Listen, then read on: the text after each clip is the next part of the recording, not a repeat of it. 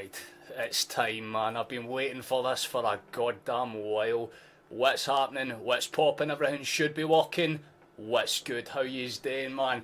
Game fucking day. We love to see it, man. How yous all? I mean, this is just. I'm hyped. This is a big fucking deal. This is a major cinch pinch match for us, man. We have to win this because if we do, everything just becomes so much more smooth sailing for us, and life is good and everything is happy, and I can just smile for the rest of the week.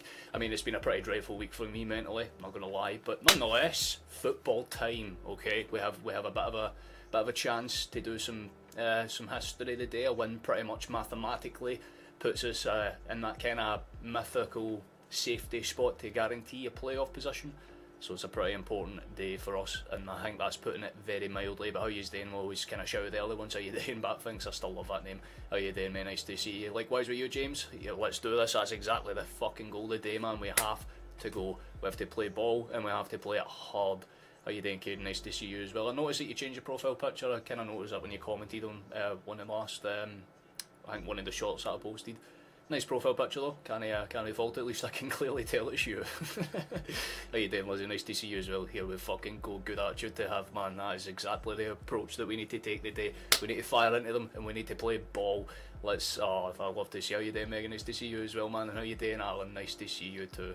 Likewise with you, Jock. I mean, I don't think there's too much really to touch on, let's say. I think there's a couple of interesting things. We'll just knock the music down a wee bit more just so it's a little less loud for yous.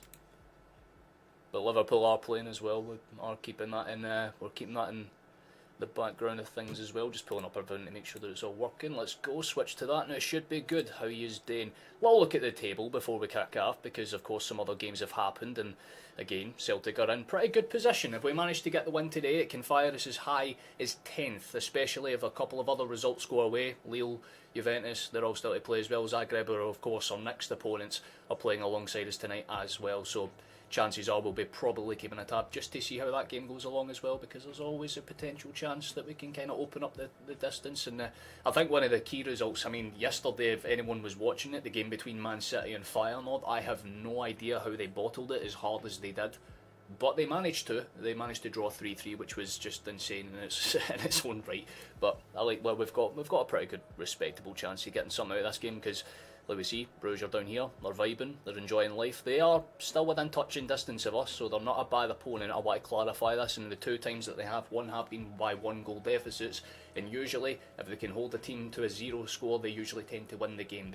They're a very nit-gritty and grafty side, I think, probably the best way to put it. But I think as the game goes on, it should be a kind of thing that works in Celtic's favour, because based on the way that we're set up, and I'll show you a little glance at that now, it's good. I don't mind this lineup at all. I think obviously a lot of people were again kind of discussing would it be Taylor or Valley, or would it be Bernardo or Hatate. It's Taylor and Hatate. I think that's respectable. I think it just makes sense. I mean, Bernardo will probably come on as the game drags on a little bit, just to kind of give a bit more of a physical and technical edge, but Hatate's just going to be that pace burner in the early stages. I think I was talking to Matthew in the Discord about it when he asked the kind of question, who do you think gets the start? That was my thinking. It was either Hatate would come on as a sub, just to bring an extra bit of pace in the later stages of the game, or he'd start it out just to make sure that they're matching Brugge's midfield, which is pretty much what we've got. But I like the rest of the lineup. I think it's about what you would expect. Maeda, Furashi and Kun starting as our front three is always very nice as well. We like to see it, and of course obviously Carter Vickers and Trusty being the kind of centre back pairing, we love to see it. I don't think it's a bad lineup at all. I think we can definitely do some damage with it for sure. So as long as we can keep the basics correct and we can keep everything fundamentally sound into a T, this should be an interesting game. Absolutely. I think there's potential for us to cause some real problems. See what everyone else is saying. And Boulder like Aberdeen. I mean, that game yesterday was insane, man. 3-3. There was a few insane 3-3s, wasn't there? I mean, Aberdeen and Hibs had 3 goals within their added time. That was incredible. But I'm doing pretty good, Stephen. I'm doing pretty good. How's yourself, Chief? I hope you're well. Hope everyone is well. We'll have to blasting the tunes, getting the revs on. I had let the people playing right before I went live.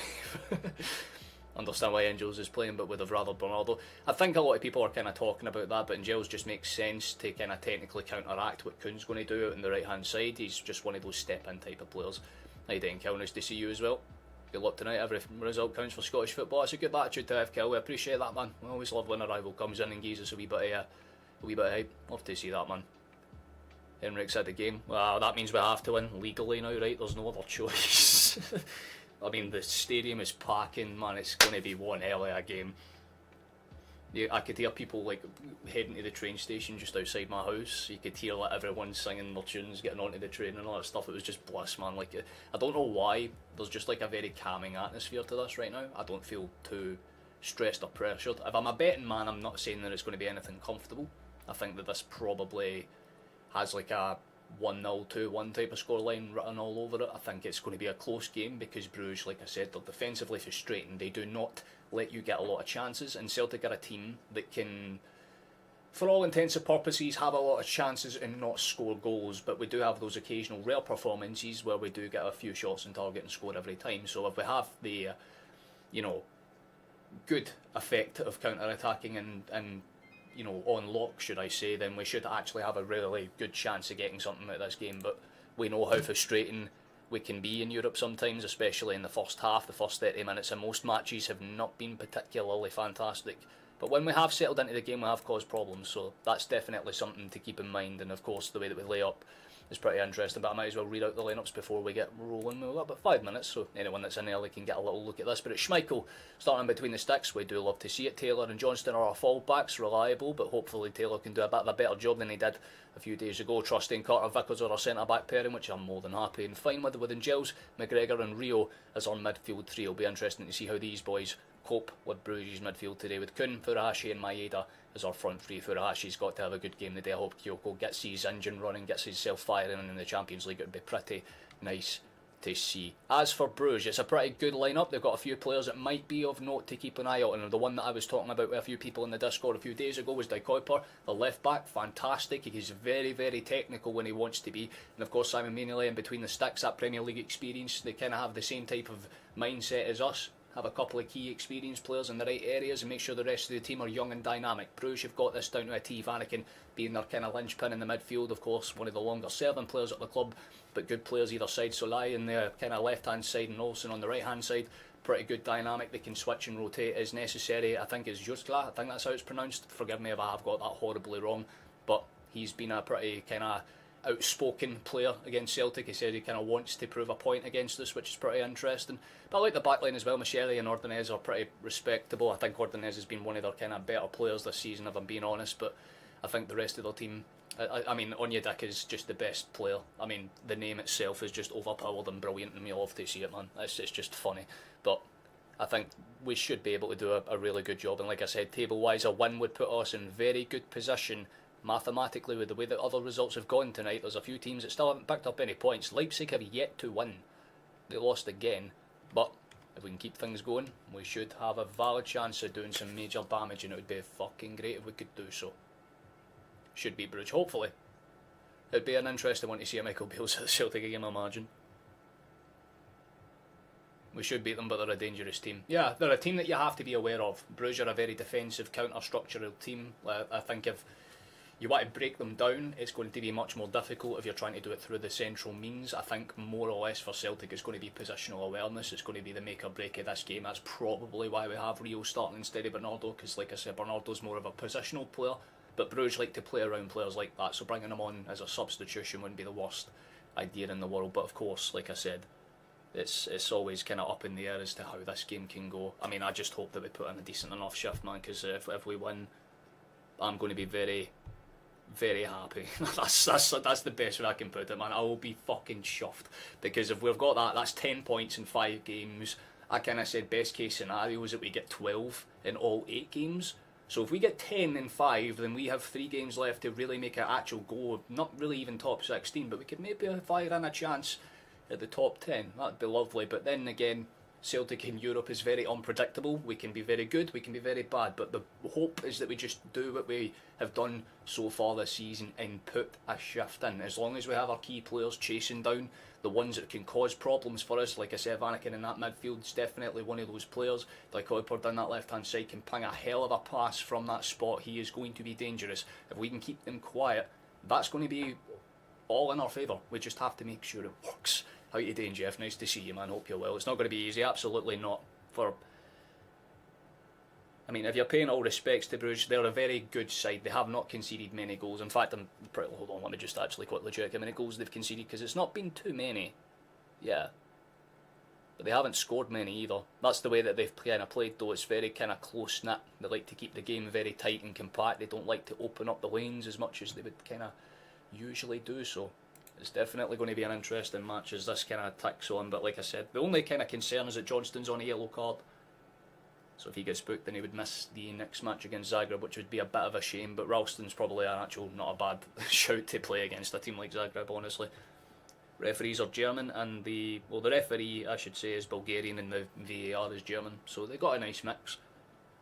German referees are usually quite alright, so I don't mind it too much. Oh, here we go, man. Fucking football time, baby. It is time to play ball. We've got a sub goal for the day. If we can try and push, we can maybe hit 1,500. That would be kind of pretty cool. We lost a few subscribers for the last stream, but that's more than fine. That kind of happens whenever there's a few days in between games, but we kind of hope that things work out for us. But again, I like the way that we've set up. Again, Bruges have got that kind of rotatory midfield. Vanaken can drop in. Kind of think about him like as an elevator in the midfield of that pitch. He can kind of adjust as necessary, but Celtic have definitely got the right approach to this game. I like the lineup. We just have to make sure that we start fast, start fucking pure, and do not make a single mistake where we need to. If we can keep it composed, then we should be fine. But my god.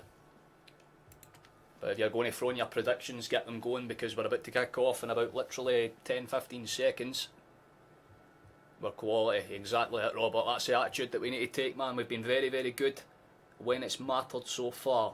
The only kind of major blot in our book so far is that 7-1 defeat to Dortmund, but we've responded in kind, picked up 4 points since then against two very, very good teams, two teams that are above us when it comes to the rankings in terms of club football. But Bruges is very much on our level. These are the type of games that we have to get a result in, and if we can, we can. Ball is kicked off, and Bruges have sent it forward. This is going to be an interesting kind of approach for Bruges. Let's see what they kind of do in the early stages of this one.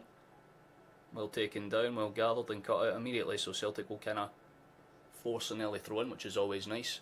2-1 to us, very good prediction to have. That's kind of where I'm leaning towards myself, is it? 3-1, very, very good.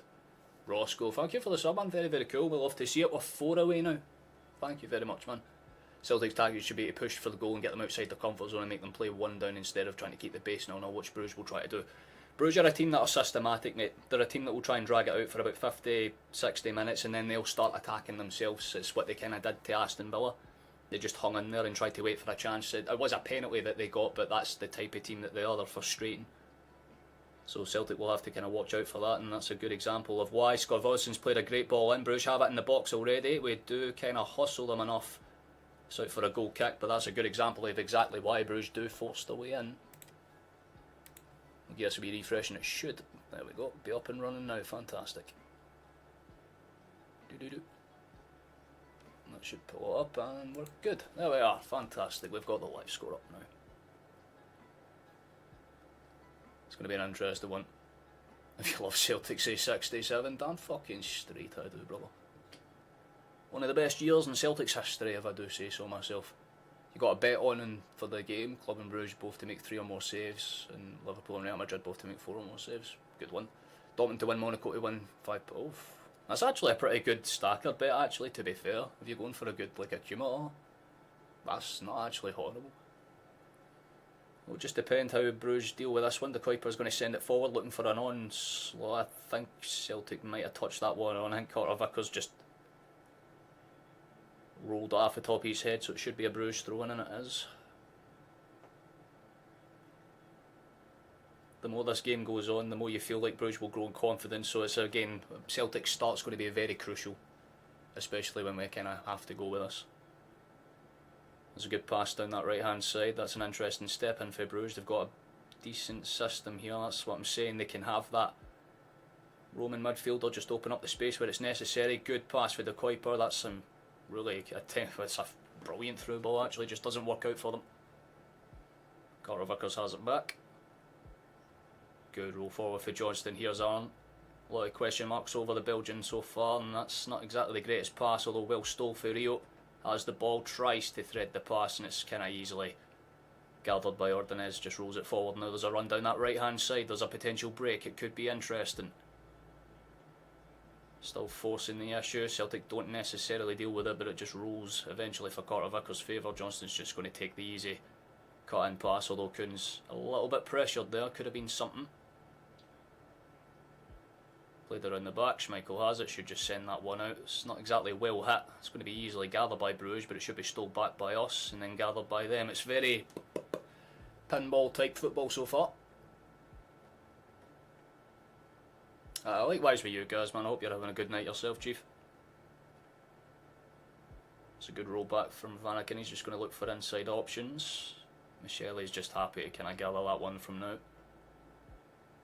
Here's Scoverson. That's a good ball in towards space, looking for any kind of open lanes. But Celtic are keeping the triangle pressed. That's exactly what we need to do in the early stages of this one. Make sure Brugge don't have any easy routes in behind. We've already had a taster of what that can potentially do. Sent forward. Carter Vickers should win the knock on, but Brugge are starting that press. They're trying to find their way through it. Carter Vickers deals with it. McGregor doesn't really make the right pass, and Taylor will be under a bit of pressure from Trusty's ball out. That's not exactly ideal from us, and Brugge have the ball back from a dangerous area. Shot from Brugge! And it nearly found the back of the net. I tell you what, man, it looked like it almost did for that angle. At the back of the backboard and just about rolled past. That was a dangerous example of exactly that. Taylor's ball out to Hatate was not good, but Trusty's ball out to Taylor wasn't. A couple of really bad passes, and Brugge forced the first real chance of the game. Not on target, thankfully, but even then I think Schmeichel would have probably had that one covered. Who's it you've got, Amora? Guys, out of curiosity, and is it one of the Premier League teams, I think? Here's Carter Vickers, he'll go inside. More than happy to try and funnel it, but that's another loose pass, lads. That's 3 or 4 in quick succession. Johnston will get there to gather that one. Schmeichel does well to play the ball back out in fairness to him. Nice exchange by the men repped in red and white. That's a foul, surely. It is a foul. We get a little bit of sustainability. It's not exactly great so far, though. It seems to be kind of how we started off against Leipzig, a wee bit kind of laggy to react to certain things and just a wee bit kind of hesitant to step out. I think would probably the politest way to put it, you know what I mean?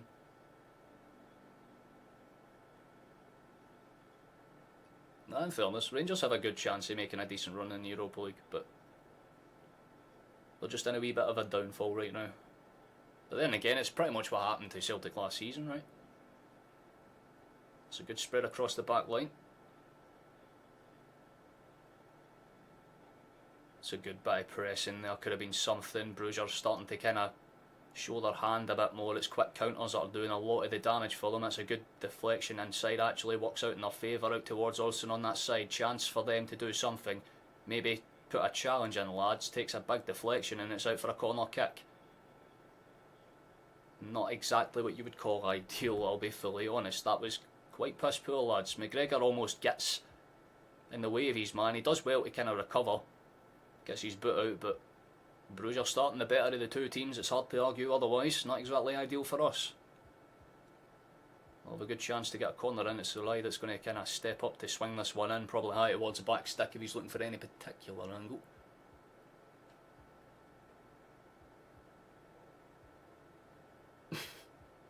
Fair enough.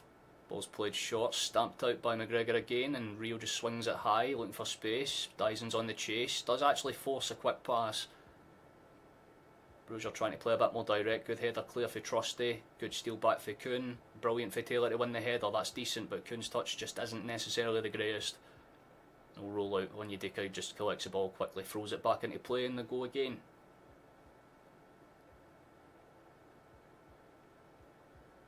Michele just spreads that one across. There's Size. Good ball in towards Vanaken and out towards Olsen. This is where the damage can be done, man. I don't like how quick they're playing through us, lads. You need to positionally just be a bit more switched on. It'd be quite lovely. Switched across towards the right hand side. Good cut out. Not the greatest touch for Rio, but he does well to retain the ball. That's lovely. Ball out towards the left. Taylor does not do very well there, just kind of loses the ball. I don't know if it's Taylor or Kuhn, but either way, like Maeda and Kuhn have basically rotated a wee bit there.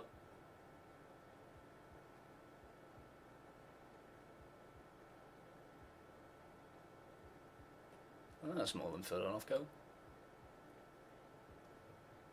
Yeah, there's always bad eggs in every goddamn batch. That's definitely a good way to look at it, man. Ball's been sent forward. Good, and try and keep it respectable, man. The game isn't about us. Like, if it's a old firm, fair enough, man, say that shit, but it's a game against Brugge. Good press. It's different if Kyle's been disrespectful fully, but he's not been disrespectful at all, lads, so just kind of rein it in a bit. Thank you whoever just subscribed there. We're 3 away now. Thank you very much for that. We'll spread it across. Let's see what Brugge go with this one. They've got the ball and honestly they've looked a lot more dangerous with it. Celtic kind of just look a wee bit panicky when we have the ball, like we're a wee bit jittery to get the ball into spaces that we should be comfortable doing otherwise. A little bit better there. That's a good pass back for Angels. Laid off for Johnston. He'll just roll it back to Schmeichel. Comfortable enough. You got Trusty more or less penciled out on that left hand side looking for any inside options.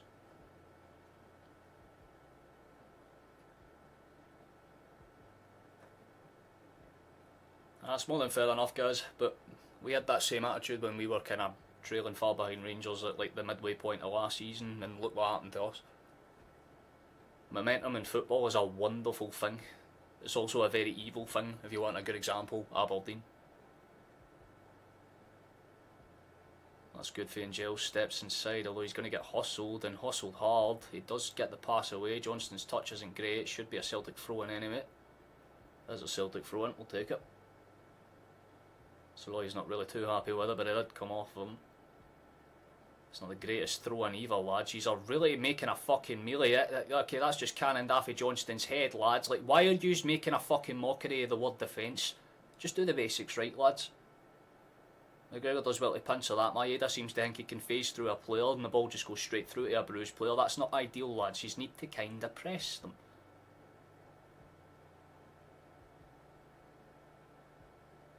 This definitely doesn't seem like a good approach. The step out's decent for Kyogo. He'll keep the pressure on. That's a bit better. Force them to make the moves.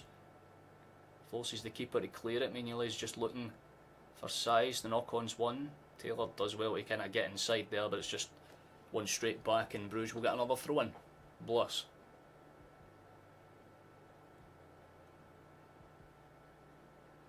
Virtually you're right. They kind of look a wee bit lost at sea right now, but once Celtic steady their ship, they'll start to grow into the game. Like I said, this is feeling a bit like the Leipzig match where we'll take a wee bit of time to figure out that we can actually play the game.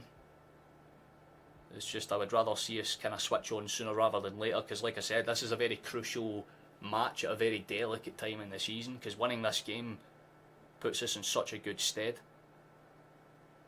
to do way better than what we probably ever thought we could have. I think Bruges are aware of that. They're trying to prey on the kind of little nerves that we're showing here.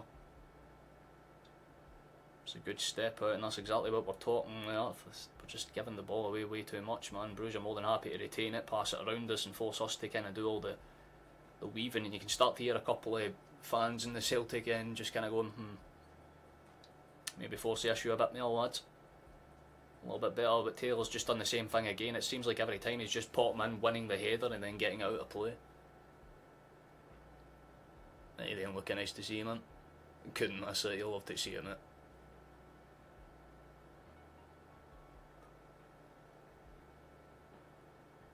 Well, Bruges have it. 12 minutes basically been and gone. Looking for quick options out from their side, tries to lay it off. It's just kind of playing pinball football right now. Taylor does well enough to retain that. That's a bit better, lad. Now, can we actually do something with it? That's the real question. We need to start making chances. The ball over the top looks dangerous, well cut out. My header will get there to force the issue. Not too bad. Taylor engages a bit of a press, which is actually the right call for once.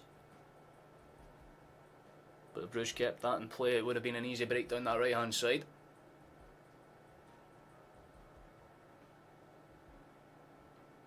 Not so bad. Got to be patient. I think we're just trying to soak up the pressure, see what Bruges is all about. But we do look a wee bit lacklustre when it comes to the final third. We just don't really seem to have the idea of where the final pass should go. That is still early doors though, and Celtic tend to grow into games as they go on, so again, Brugge will be aware of that. It's a bit of a difficult type of match, like we said. Brugge are a frustrating side. That's good for Maeda, puts the burners on, tries to get the ball into the box. Shot was fucking there. That is horrible in jails, mate.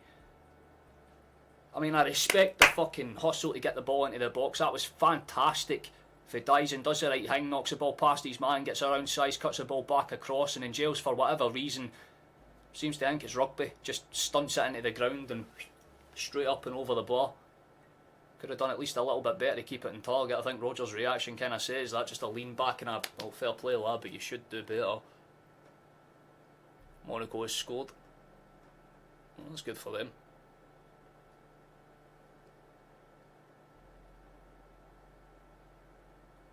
Well, it's the first big chance for Celtic, and it was a good chance as well. We really have to make them ones kind of count. We've won the ball back in a good area. Here's actually a good one. Kyogo steps inside, tries to go inside as well. That's a good attempted pass, well cut out by Size. Maeda will hustle it, win the ball back. Referee says nothing. Okay, that's interesting. Fair enough. Ball's been played on. Brugge will happily retain the ball on the outside, try and force the issue. Good hustle for Kuhn, but it's going to be a throw in off of them.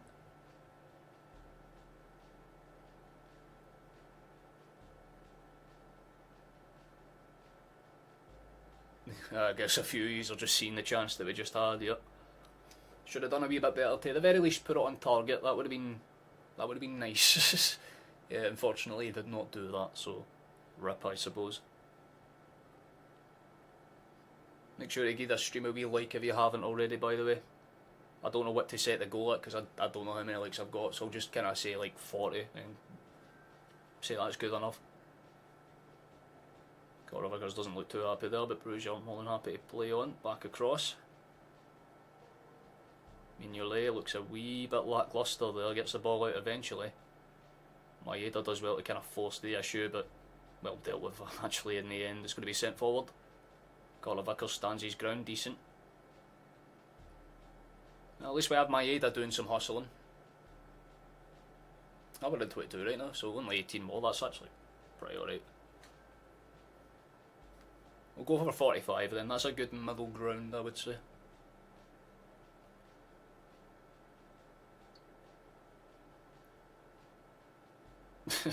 Rio just trying to intercept the quick free kick. I like that, but he's going to get cautioned 100%.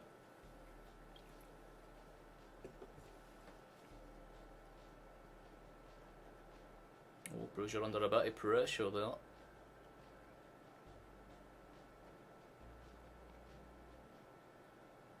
Yeah, they seem to be playing with the expansive passes, waiting for us to get really close to them and then just sending it into open space.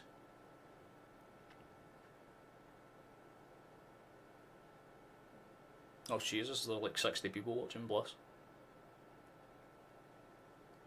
Ball's been played short. That's a good break chance for Brugge. That's opened up. Taylor, you need to get across and cover him, man. Trusty's there to mark him. Just fucking use it. Lets him into space. Brugge are not really appealing that too much. I don't think it was a penalty. He's up on his feet quick enough, and yeah, they exchanged like a wee smile towards each other. I think they both knew it was just a really weird collision of bodies, but he did win the ball in fairness, so I guess there is that. Still 0-0 in between the Liverpool game. Interesting. You feel like that's going to be a pretty tight affair in itself, honestly, if you think about it, Stephen. Madrid obviously don't want to make any more mistakes than they have this campaign already. And Liverpool are on some run of form. That's a lovely ball, Maeda. Can he get there? That's going to be a real chance. He does get there. The ball in's not too dangerous and very calmly dealt with, to be fair. That's calm enough for De Kuyper. Just chests it in towards Mignolet. Gathers the ball and breaks out. He just got back to cover the outside run. Olsen. Rodonez. To Michele, that's a good pass inside.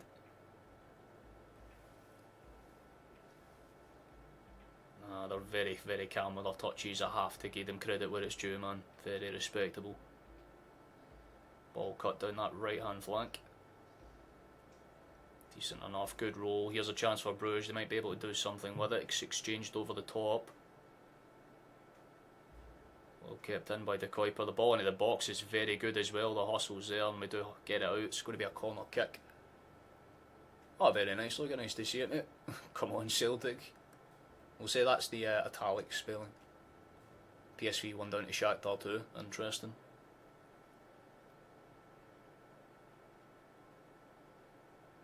Goalkeeper needs to change his towels like the Celtic one. A wee bit, but not too much. I'd say we're more than fine in that regard, fella. That's a big chance for Brugge. It's going to kind of pop up over the bar. It looked a wee bit dangerous for a second there. Michelle was the one that got up.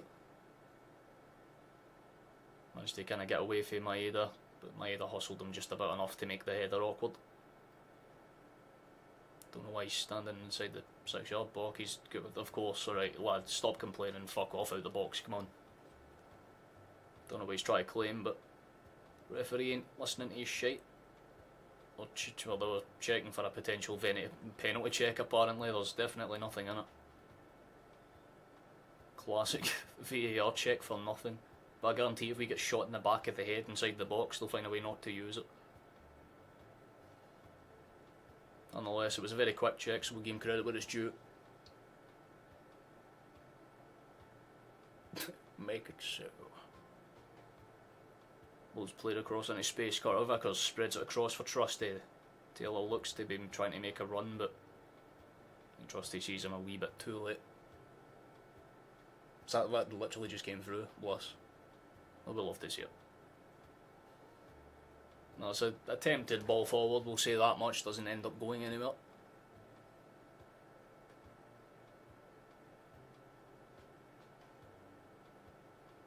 It's so good but bad. Yeah, if you get the good version of Taylor, it's like, see when you order for like that dodgy Chinese takeaway place that's on your street that nobody ever recommends, but it's like the only one that's open past like midnight or whatever, and you're just like, fuck it man, it's better than nothing. And it's either going to be the best food of your life or absolutely the food that keeps you on the toilet for 6 hours and you just feel miserable and regret every life decision. That's Taylor when it comes to playing football.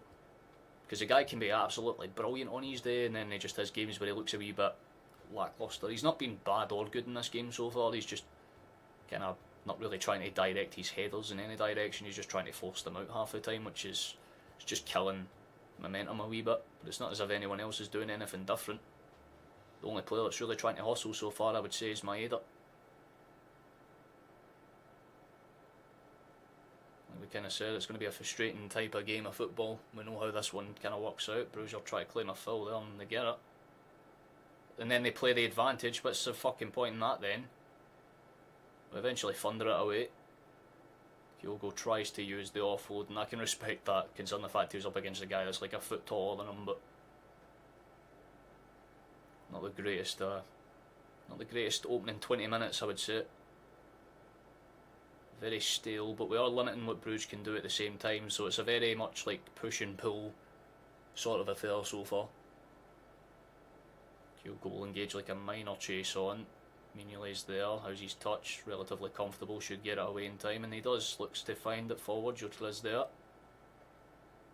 It's a good step inside. Nah, it could be awkward. What the fuck was that, man? Chance for Brugge. They go down.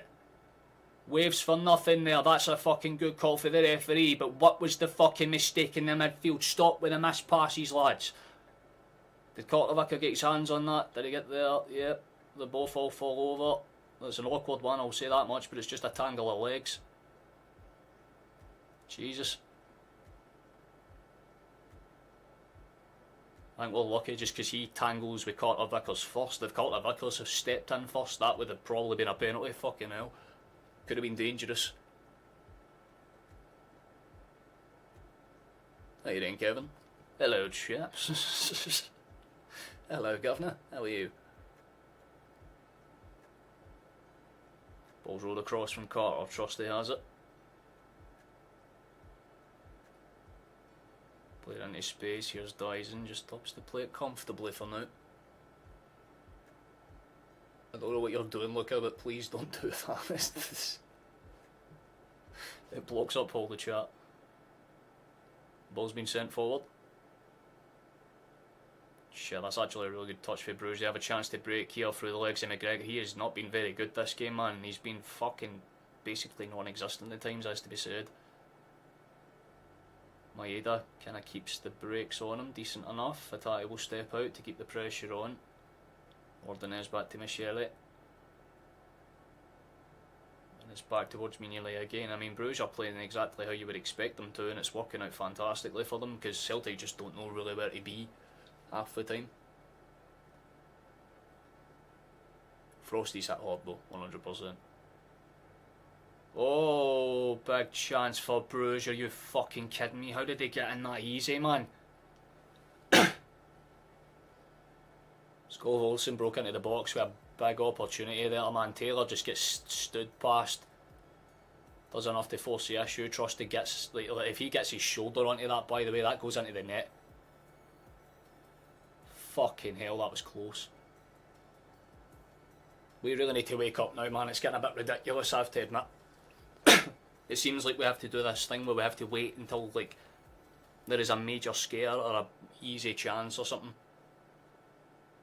and then all of a sudden we wake up. But we need to be doing this from the get-go, man. Like, fuck's sake, lads, it's getting a bit ridiculous now. Like, if we were playing away from home, this is okay. Like, you'd be like, fair enough, you get why they're nervous, but this is a home match.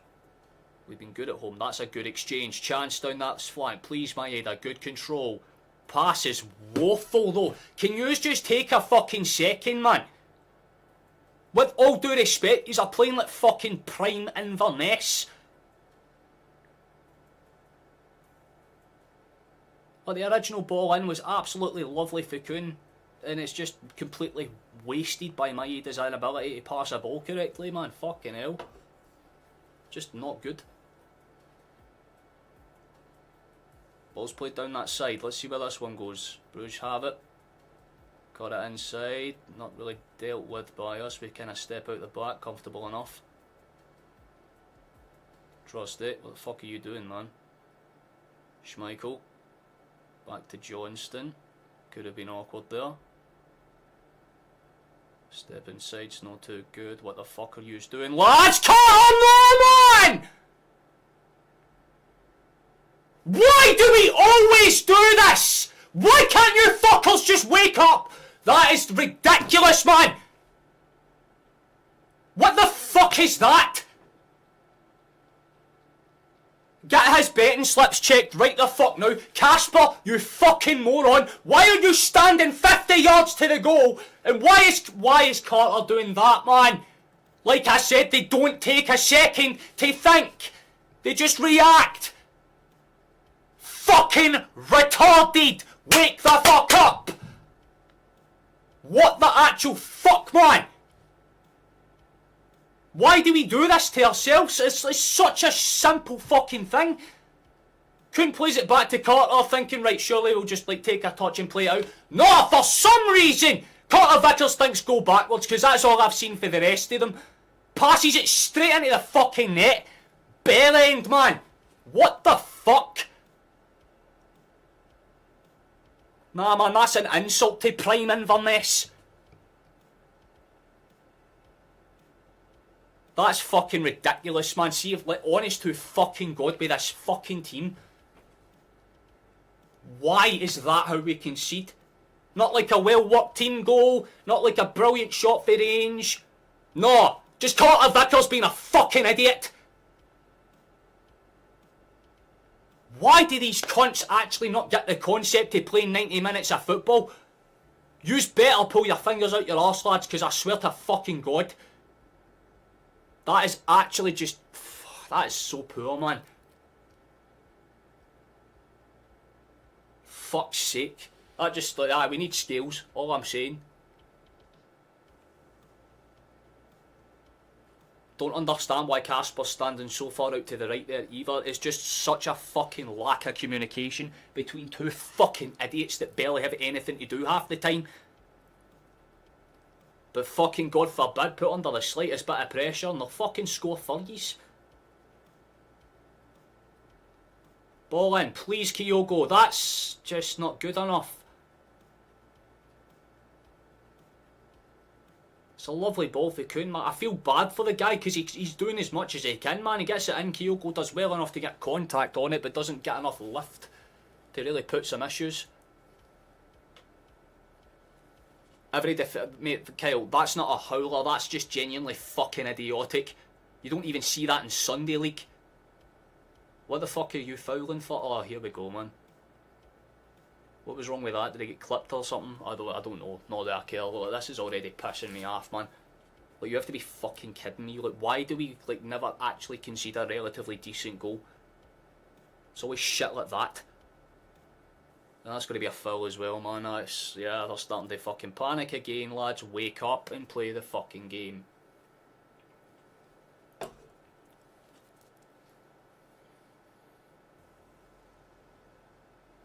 Yep, well, definitely if Brendan wants to earn his check, he has to fucking clearly do something, man, because this is getting bad.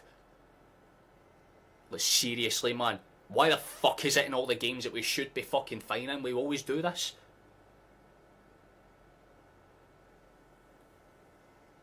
It's just such a bitch-ass own goal to concede, and if that's how we lose, that's going to be clipped out of... That's going to be clipped to oblivion. That's already fucking made us really... Just, it does not make us look very good. Good for Kuhn to win that back. Pass is fucking idiotic though, like... Are they just allergic? Is there a barrier in that final third? Yous can pass it there, yous know. Kuhn does well to step inside, but again, he's just getting hustled and hassled. There's about 3 there, they clear it out for the quick throw in. They try to play it fast. How's your touch, Kuhn? Good enough, take a shot, son. Does well enough. Just about dealt with by Ordonez, and it's flipped behind for a corner. Little bit better, but we need to start doing that a lot more. Why does it take us 30 fucking minutes to wake up, man?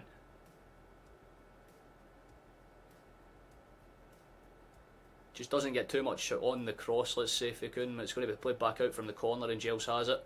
Do not step inside, just fucking take a touch and cross it. You're stepping inside. They've stepped inside, so that's going to ruin this attack. Ball over the top. No surprise as to what happens there. McGregor does well to get a touch on it. We'll have to hustle the ball back. But apparently, what the fuck are you raising the foot? Well, offside, I'm guessing. Yeah, take 15 fucking minutes to make that decision, yeah.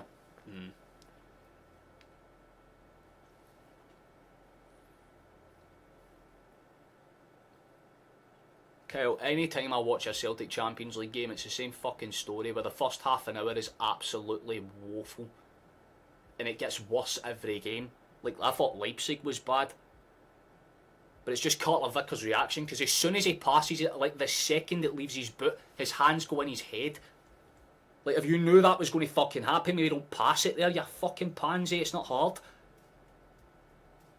Maybe look to see if your goalkeeper's standing anywhere fucking near it before you just punt it randomly in that direction, man. It's just such an amateur mistake, man. It's the shit you'd see in the MLS.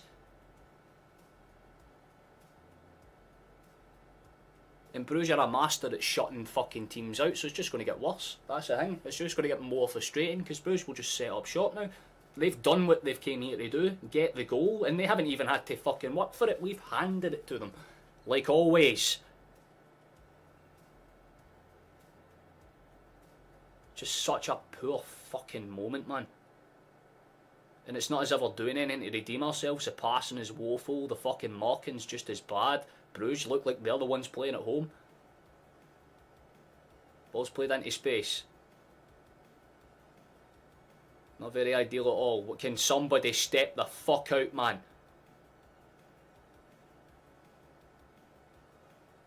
Ball's whipped in and high over the top. Brugge whip it back into space, and Kasper Gavels. This is fucking poor, man.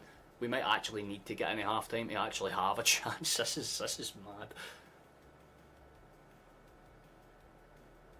It's just not good, man. Sent forward. Maeda does his best to force the issue. It should be a throw in for us at the very least. Something, I guess.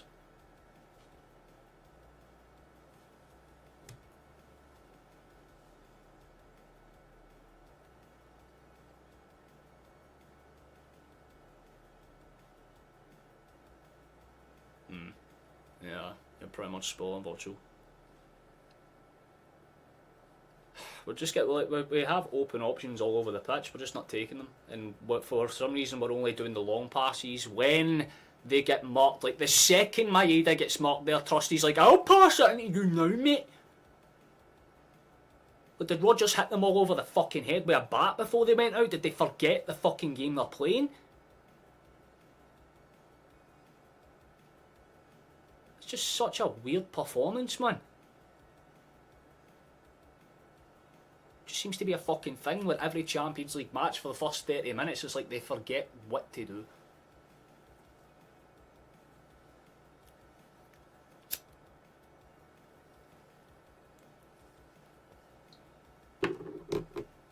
We need to at least get one, man. We need to get fucking something out of this game. This is quite literally on paper one of the easiest games we've got left in the calendar, and we're fucking it. Because of course. Just need to start just playing a bit faster and a bit more expansive, man. Stop just holding it up and play fucking through them rather than against them. Force them to fucking work too, it's no difficult. There's a team that can be exposed. Good step in for Kuhn. He's got a bit of a opening there. McGregor's got a touch on. Lays it off. Right pass. But again, nobody's taking the fucking approach of trying to go inside. They're just going side to fucking side every single time. And then, once there's a slight step out for Brugge, oh, we'll just go backwards. Run it on Maeda. Do not go back. He goes fucking back. This is stale, man. This is last season, Celtic, man. What the fuck is going on? Kuhn. Run at him, son. Finally, someone with a bit of fucking directness. Ball into the box is decent. Chance for us to do something here. Johnston gets hustled. Should be a Celtic throw and we'll take it.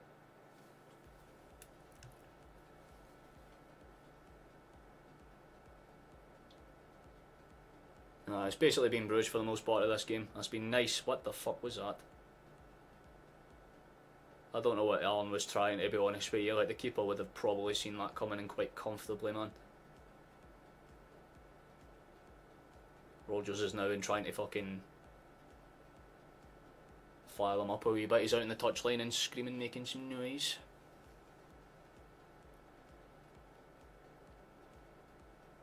Yeah, Lackluster's putting it very, very, very kindly. Ball's headed forward, Schmeichel should gather. Can we force the issue a wee bit, lads? That's a good ball out for Schmeichel. The touch for Maeda just slows everything down though. Mate, you're the pace merchant of the team. When you're fucking slowing everything down, that says a lot. You have to hustle when you get those balls in open space, man. You're just fucking cutting out your own chances.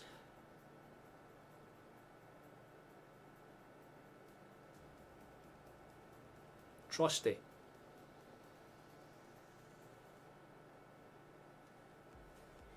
Played in by Maeda. Carter Vickers has it. Tries to look back across. We need to move a wee bit faster, lads. 36 minutes been and gone. Spread across for Carter Vickers. Good taking touch. Rolls out towards the right. Step in from Kuhn's. Not a bad chance. Into the box. Kyogo gets a flick on. Oh, I think it was a Rio actually. I'm not too sure. One of the two of them did. I think it was Rio. It was. He gets a flick on. It was a lovely attempt as well, and I tell you what, it's a bit easy for Mignolet. It's towards the near post, but it is a good attempt. He gets it on target. It's something to smile about, but we need to use that and fucking go.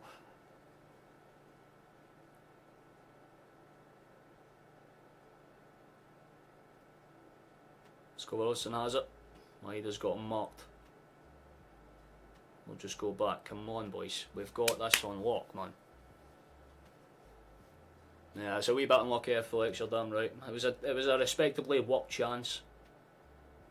It would have been really hard for him to lay that back across for Kyogo, but if he managed to do so, it would have been an easier chance. Good hustle for Johnston to get in there, just to make that a wee bit more difficult to get a cleaner knock on. He's up, backs it up towards Schmeichel. There seems to be a bit more purpose in our passing now. The curse of the 35 fucking minutes continues to be a thing.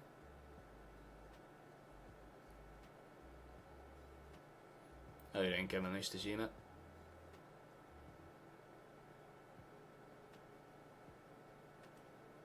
I can't really say Trusty's done too much wrong this game so far, Chief. It's definitely Carter Vickers that's got the kind of limelight on him right now, so to speak. Good step to the side for Kuhn. He's the only one that's really trying to take his man on. Generally, it's the only highlight of the game so far, I'd say, with that his chance. And Jill had a sit off for, like, you know, probably just about the penalty spot, smashed it over the ball. And then we managed to, like, I mean, Carter Vickers managed to have a shot in his own fucking net, the genius.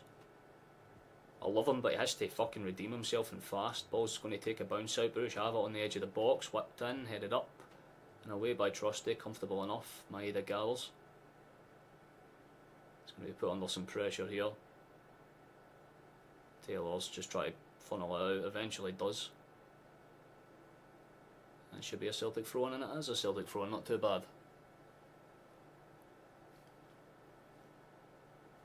There might be enthusiasm, but I need to see like an inclination of that to happen, and so far it's not looking very good for us.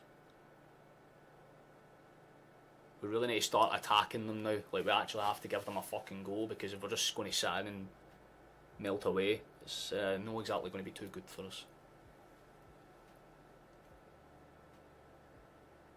Yeah, because he's forcing Taylor to be basically more or less a left wing back, which means when the quick ball's coming behind, he's in to overlap. Maeda's having to track back to cover the space. It's just not too bad. Which is very stale. I wouldn't say it's boos, Caden, it's more like shouts of frustration. You can definitely hear a few like come on nows in there for sure. But when you're 40 minutes gone, it's hard to say that there's been a positive to speak about so far. And I'm saying it right now, man, we need to get fucking Valley, Bernardo, and I would honestly say McCowan.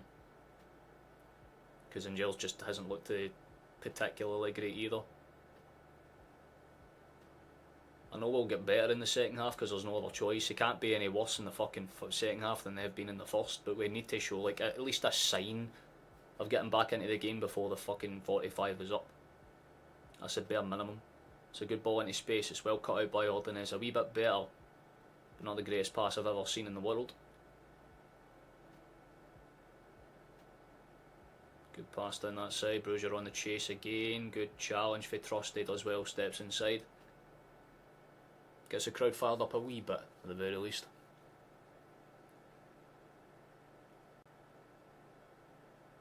That's my hope, SL. That is absolutely my hope.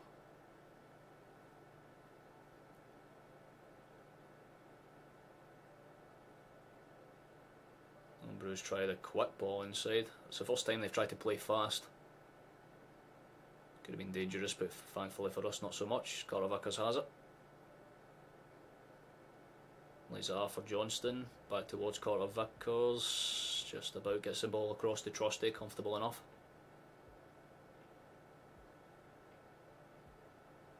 Good step inside. Taylor rolls it back to Carter Vickers. We have to move a bit faster. Trusty's more than happy. Just hold that one up. Carter Vickers is on. He's got the space to do so. This is what he can do. Good move. Really good move.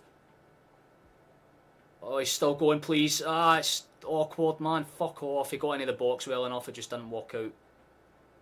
I respect it for the German. That's what I'm saying. We need to just actually take some more direct runs at them. Force the issue a wee bit. Definitely nothing to disrespect about that. He just maybe could have got the shot off when he actually initially stepped past his man. He just tried to be a bit too clever, a bit too direct. Got inside, didn't necessarily work out.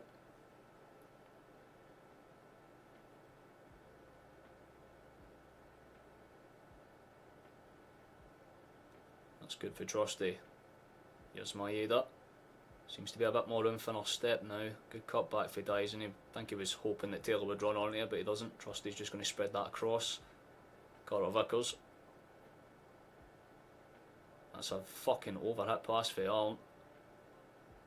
We do have the ball in a dangerous area. Maeda gets out towards the left hand side. Maybe gets the cross away. Doesn't necessarily, cuts it back instead. The cross in is dangerous. Meaning he will easily gallop out the West pass pool. Yeah, I'd say between Kuhn and Maeda are the only two that look relatively competent in any capacity, and that's the two players that Bruges are trying to mark out the game. Kuhn was just really unlucky there, because if he got that little bounce, I feel on Yedika he would have been able to actually get the shot away, but just comfortably enough dealt with by Brugge in the end, sent forward. Trusty just pips that back. That was a lovely weighted header, but somehow Brugge recovered it because Taylor can't win a ball against a downed man. That takes skill. I'm honestly impressed by how bad that was. Spread across, Brugge getting behind. Then they deck it to kind of make a means for Taylor's absolute horrific defending.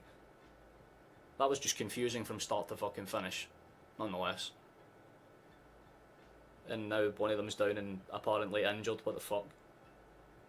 Scott Vosson's gone down holding his shoulder. Well, they better have a good damn good reason. There's like 2 minutes to half time. You could have just waited it out, chief.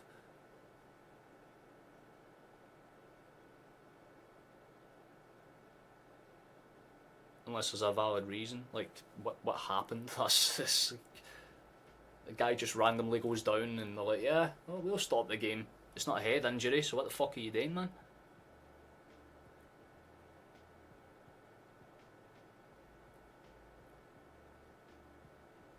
And he looks, yeah, like as soon as he gets up he holds his shoulder. He might have popped out of place, but again it's not a head injury. They should have let that play on. Interesting, nonetheless.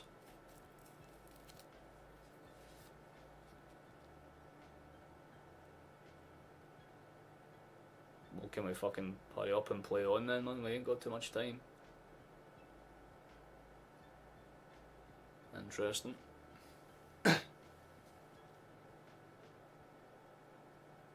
Hopefully Kuhn grows into the game with the second half as it drags on. That'd be best case scenario.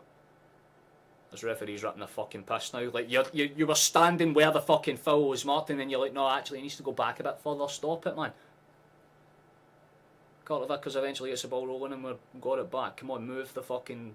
Just please, get one chance before this half is out. Show that we're at least going into the game the fucking stronger of the two teams. Because Bruges has done fucking nothing since we've basically given them the game. Header into the box is dangerous. I like the fact that we've tried to do something there and for some reason Rio can't control a simple bounce back. It's again, I genuinely think when we're in the final third there's a cost placed on us where they just do not control the ball well. Trusty gets decked, that should be a foul. I was going to fucking say referee. We'll have one last chance to maybe throw it in.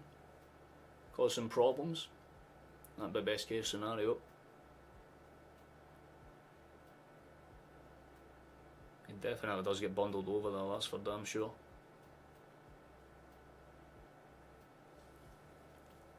Oh shit, we just hit 1500, I just realised. Pog. Thank you very much lads, that makes this a little bit more bearable. I'll kind of talk about that a bit more at half time. I suppose there's not too much of this left. 20 seconds left.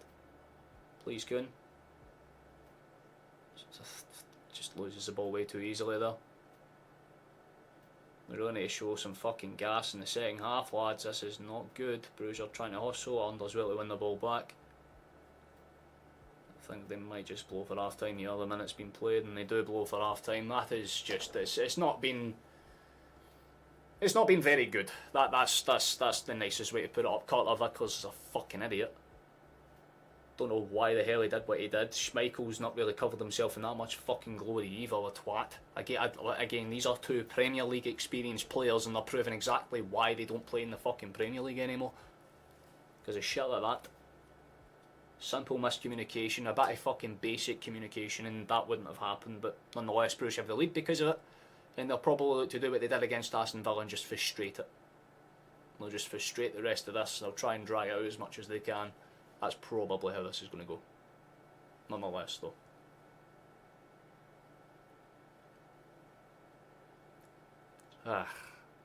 No good. Well, I might as well go into this screen. I'll take a little look through the other results, see what's happening in those games very quickly. Let me take a gander. Aston Villa are still level with Juventus. Shakhtar are 2-0 up against PSV. Lille are beating Bologna, which is bad for us, so that means they're going above us. Bruges are above us as it stands as well. Dortmund are 1-0 up. Monaco are 1-0 up. It's still 0-0 between Madrid and that as well. Fair enough, I suppose. I'm fucking annoyed by how bad that was. Bruges haven't had a shot on target yet they've scored. That's all I really need to say. Well, let me pull up this so you can have a look at the stats, man. Look at that. 0 shots on target they have scored because Carter Vickers is a dumbass. I love Carter, he's a great player, but fucking hell, it was just a moment of just genuine stupidity, and I do not know why they decide to fucking leave it until then.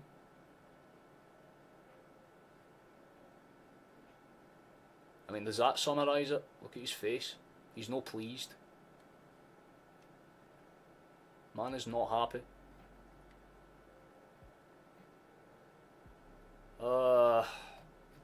Not good. Not good at all, man. Only 3 fucking shots in 45 minutes of football at your home fucking ground in a match that is crucial for this entire season. Man. What do you think Rodgers will be telling the boys in the dressing room?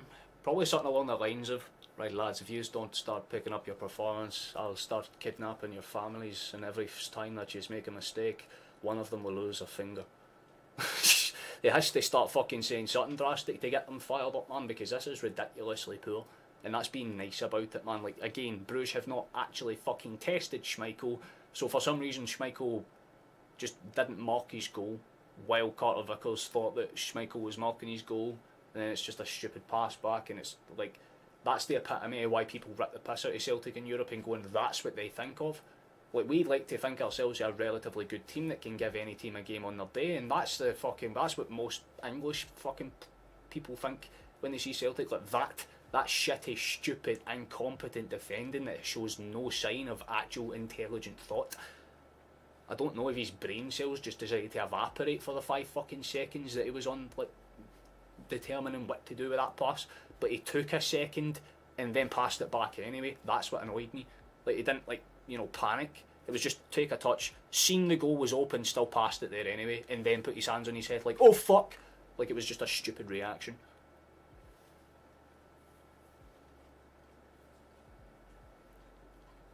Nah, she's in R&R mode right now. And to be fair, I think she'd be too disgusted by the Celtic players to actually let them touch her right now. Let's be fucking honest, man. This has been poor, and that's being nice about it. Alright, Taylor needs to come off. We need Bernardo on for the jails.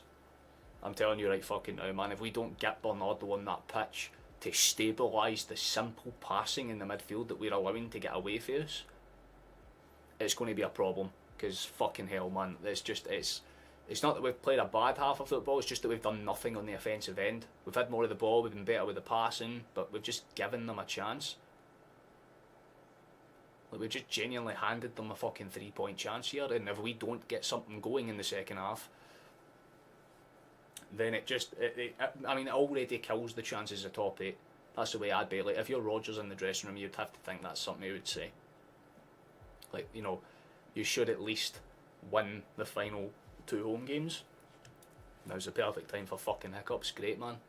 God, you fucking hate me, don't you? But, aye. Nothing really to add on to it, man. We just need to make some good changes.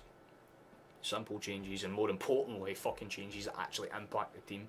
I don't know what the fuck Kyogo's doing, but he needs to wake the hell up, man. I'm starting to get pissed off with the fucking lack of effort the boys putting in. In comparison to a season or 2 ago, man, he is not chasing the ball anywhere near as much. He's fucking dangling around them, aye, but he's not actually, like, stepping in like Maeda or Kuna. Kuna's running his wee heart out, man. I've given him nothing but credit. Maeda's got the same fucking respect, because at least they're actually trying to drive in. Maeda put that beautiful ball into the box that Angels decided to punt into the sun. And Kun had that really good direct run as well as that ball into the box at Kyogo. I mean, it was a bit unlucky for Kyogo, but he should have done a bit better to put a bit more contact on it, try and lift it over the keeper, but instead he just kind of like pussyfoots it and just no real danger.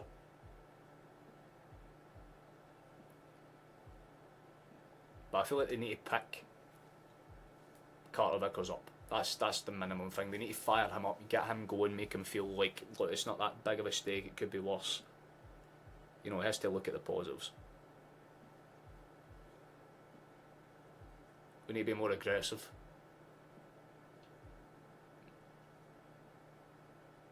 I think someone already said that, guys. They'll get there, hopefully score, that'd be fucking nice.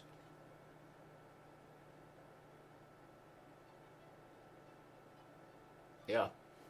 It's basically what we did against Leipzig, but worse. Because at least Leipzig earned their goal, right? Like they actually played well enough to merit going ahead. And then Celtic woke up and started to play. This time round, we've just went, right, lads, we're going to play like shit for 25 minutes. Then for 10 minutes, forget how to play football. And then, and only then, will we actually start maybe attacking. Sound good? Because you know it's bad with McGregor, because as soon as that own goal happened, McGregor got everybody in a huddle and basically went, see if you don't start fucking playing football, I'm going to start screaming. It basically was like, he was pointing all about the place, like, you just need to fucking mark your men, you just have to actually do your jobs, which they're not doing right now. But it's not as if Callum McGregor has any right to say anything, because he's not fucking marking his man. Vanaken's been able to walk in about 5 or 6 times. The own goal is just a massive kick in the nuts, man.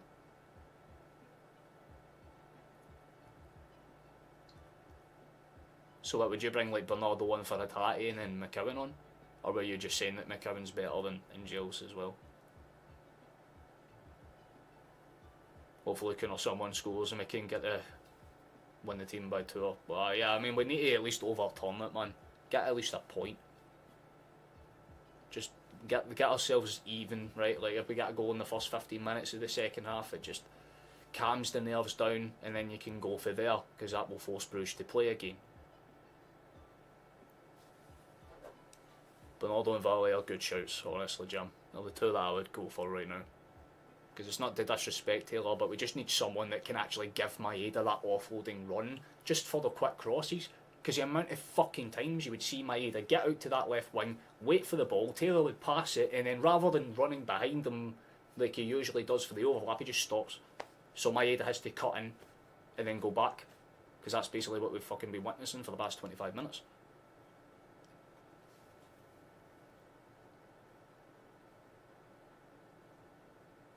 I feel like 2 defensive changes would be too much.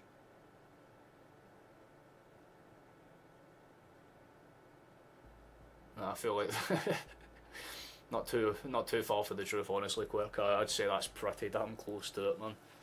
Must have been having a couple of the good old Scottish whiskies before they decided to take part in this game. A few of them definitely have yet to wake up yet, man. A few of them haven't got off the bus. But again, you give credit to the ones that have been playing alright. Can he take anything away for Rio? He's been okay. Can he take anything away for Kuhn or Maeda? They've been okay as well. But they really need the supply line to actually work with them, right?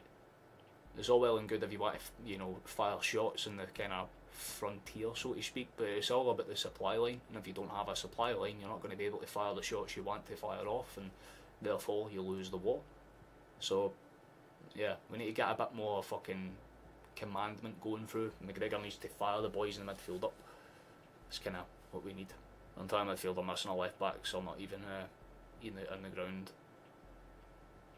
Don't know what 2E means, but please play forward instead of side to side. Well, yeah, the minimum is that we actually try and fucking attack them through the direct means.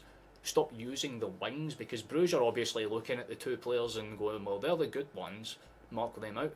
Kyogo hasn't had to actually do that much. He's just been very non-existent because Michele and fucking Ordonez are just simply keeping him quiet. It's not as if we've had to do too much.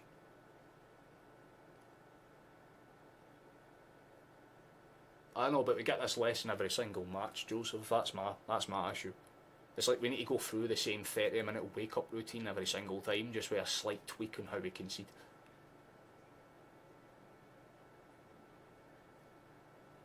Yeah, like I'm way on that one, Virtual. I don't think Trusty's had a bad game at all.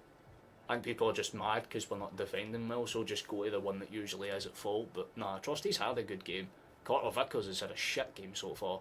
Johnston's had a mixed bag. Taylor's been shite. And when all your defenders are playing bad, that's never a good sign. But Trusty's probably been the best out the back 4. If I'm being fully honest with you, he put in some decent challenges anyway. The only good news is that Dortmund's 1-0 up against Zagreb, and we play them next, and we're on the same amount of points, so it's not horrible, but it's not ideal.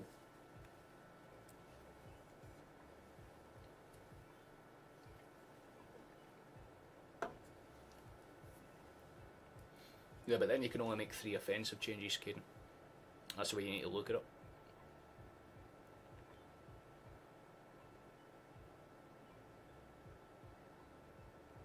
I basically are, John. The big thing for us is that we need to actually expose them. Force Bruges to move, man. It's very fucking basic. Because if they can play their set side to side, you know, quick, incisive passing style, they just know, have the ball in the midfield, wait for, like, say, Hitati to step out, then ping it in behind them, because then Taylor would need to step out, and then we've got that right flank exposed, so we just get scored forwards and down that side, boom, they've got a quick cross. Celtic, when we count, we're going like, right, Hitati gets the ball, Maeda's so far up the left-hand side because he has to fucking counteract where Taylor is, that he's not really an option, so we're always forced to go down the right-hand side, and then Giles just kind of funnels it out to Kuhn, whoever else, and then it's down to Kuhn to actually make an offensive chance when you have 4 or 5 players that should be able to do that themselves. The fact that all of the good has came from 2 specific positions and none of them are central or the main striker source themselves, that's a concern. The wingers are meant to be the supply line to get crosses in, not be the main source of chances himself. We just have to keep going. It's a simple kind of basic thing where if we keep things fundamentally sound and funnel more crosses in, we'll make something with it. But I feel like if we're going to have to do that, it's going to really come from like the kind of quick counters that Bruges have, catch them out, kind of step in front of them. Drosty can't pass forward or break a press, he puts everyone around him in trouble. I wouldn't say that, not this game anyway. Maybe in general.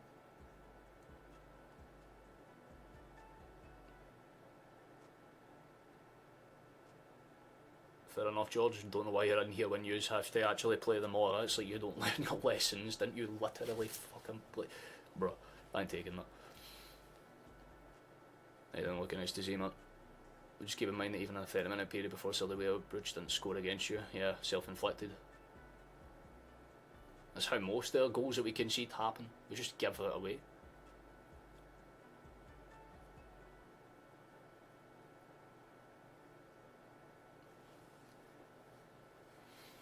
Well, yeah, because you have different types of defenders, Kevin. Like, when you say centre-backs, a lot of people just think that all centre-backs are the same, but you have, like, ball-playing defenders and central defenders. Trusty's a ball-playing defender, so he's someone that just takes the ball, rolls it on, but positionally he's fine. But Carter Vickers is the more technical defender, so you see more of what he can offer, therefore people tend to lean towards Carter Vickers more. Trusty's fundamentally sound, he's just a wee bit shit when it comes to knowing where to be. Like, his positional awareness maybe isn't the best, but I don't think he's had a bad game, not at all. Yeah, I mean, that's the thing. Bruges, they're literally fucking gaslighting their way into the final goddamn 32.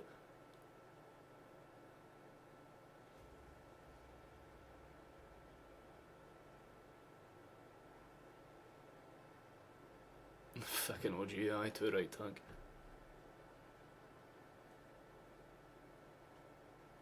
Let's go back to Celtic Park now. Well, people are still probably getting ready. Come and get warmed up. There's the Bruges players. Try and finish this before the second half starts.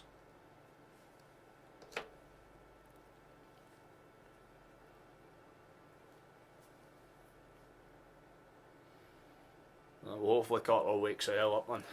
That's all I'm asking for. Just a wee bit of a wake up call would be nice. That'd be lovely. We'll go back to this screen because we'll be getting underway relatively soon. I do want to thank you for 1500 though. That is very, very cool. It's nice to see that number. It means if we get 500 between now and the end of the season, then we've basically performed well above expectation, which I'm more than happy with. So thank you very much for that. It's very, very kind of you.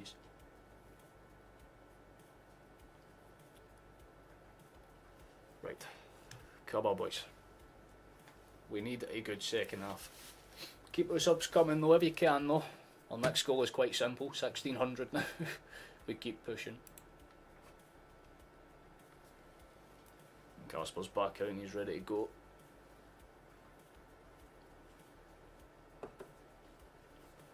They genuinely are, man. Every fucking game they've won, it's been by 1 goal and it's always through some mysterious circumstance, man. I don't know if they have witches in Belgium, but they must fucking do. They'll just walk onto the pitch like, it's wizard time, motherfucker, and they just, like, manage to do it somehow. But the second half is underway. Football time. Please actually fucking show that you are capable of hanging around in Europe, man. This is not the type of time to have a fall-off performance. We need to see a bit more aggressiveness in the final third, a bit more competence in the fucking bottom third in just overall improvement in the midfield in general. It's a good touch for Arn to start things off. Let's go, Carter Vickers. He'll be the one to kind of watch to see, you know, if his head starts to drop a bit more. That's when things get a bit more concerning.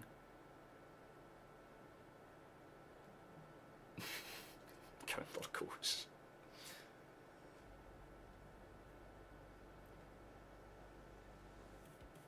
That's a good ball actually, that could be something. How's your control? Cooney gets decked, but there should be a chance to counter attack. Now Johnston's gone down, and again the referee just doesn't seem to be interested at all. That's 2 fouls that they've gotten away with, and Brugge break forward. Chance for them in behind, that's bad. Chance for Brugge, it's a big fucking save I think. That or it's a bad miss, but again our defenders just fucking fold in like a deck of cards, man. I think Schmeichel just made an absolute brilliant save though.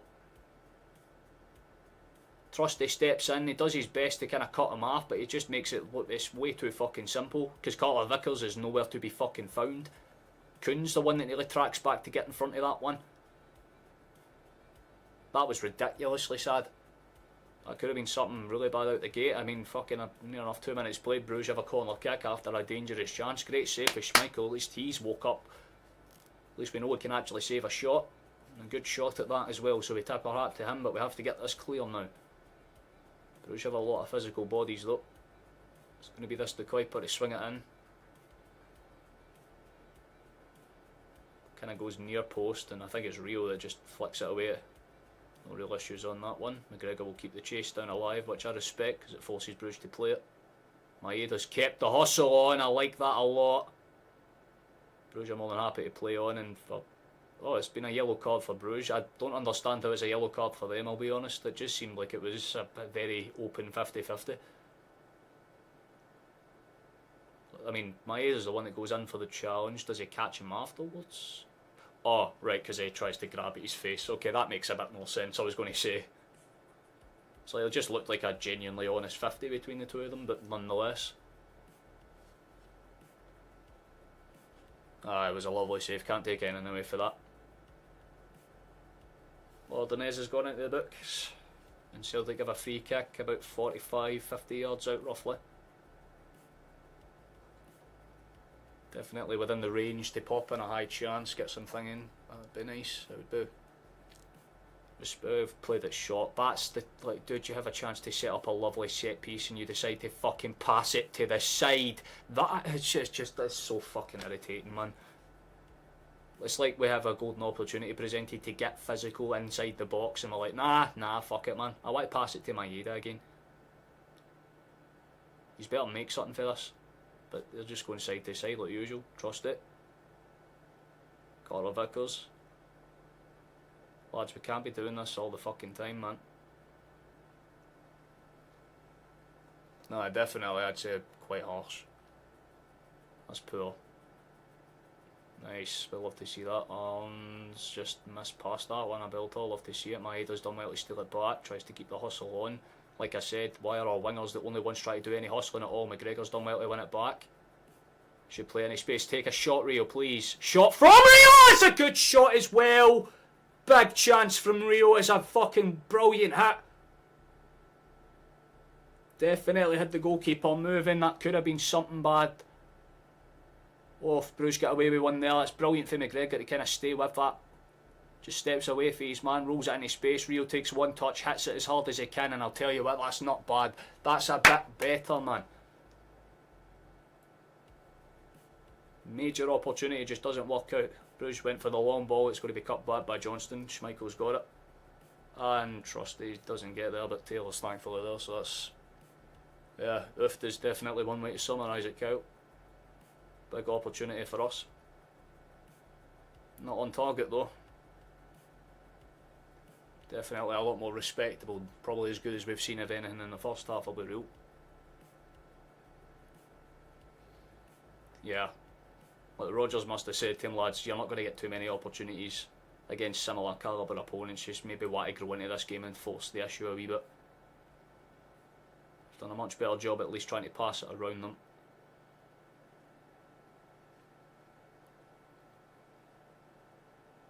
Probably one way to summarise it. PSV 2 down at Shakhtar. Yeah, they were 2-0 down before half time, Chief.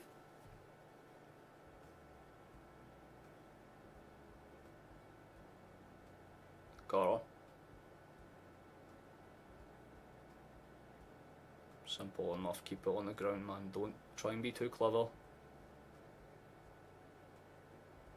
Trusty, good ball. Maeda, lovely cut back.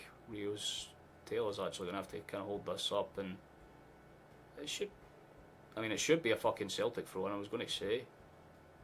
But they've given it Brugge's way, I guess, for something interesting.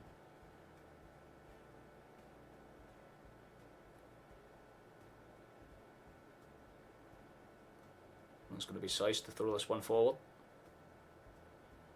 Flick owns one, Vanaken deals with it comfortably enough. Celtic will keep the hustle alive, but again, for some fucking reason, they just do not deal with it. Trusty does well to win the touch. Taylor takes about 5 seconds to react to McGregor's pass, man. He really needs to come off at some point. He just looks leggy. Him and Giles need to get off that puck, man. They're just wasting fucking spots at this point.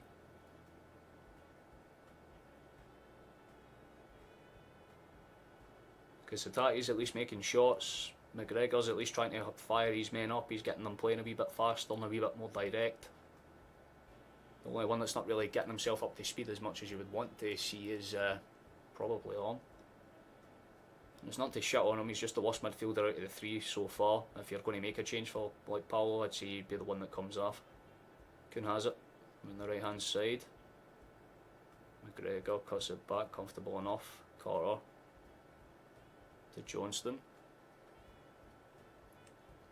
Stop passing back, damn right, man. It's the absolute minimal we need to do.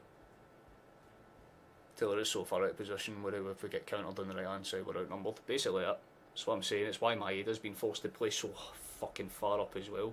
Because he knows if he steps in, him and Taylor are only going to be about 10 feet away from each other, and it's just not smart.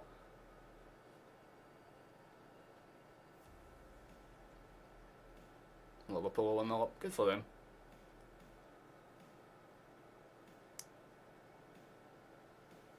That's a good touch for Kuhn. Lovely ball over the top. I like the approach there, just doesn't work out. Celtic do want to throw in. There's a couple of fans up on their feet trying to kind of jig the boys up. It's a bit better from us. Definitely a much more ferocious start to this half. We need to keep doing this over the whole 45. The ball's played out towards the left. Maeda cuts it back for Trusty. Opts to play it safe. Step in from Kalmak. Decent. Carter to Kuhn, very decent. I respect the fact they tried to thread it. It bounces back to the German. He should just gather and play it back. Rio. McGregor looking for those quick passes, and we just go backwards instead. Brugge are more than happy to play with a deeper line. Like I said, they're probably just going to be content to drag this out as long as they can, play for the one. That isn't. Oh, the cross. Trusty should force the issue and does. Comfortable enough.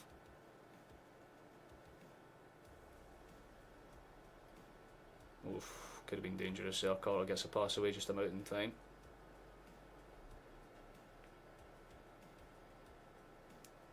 Benfica just equalised. Oh, fair enough to them.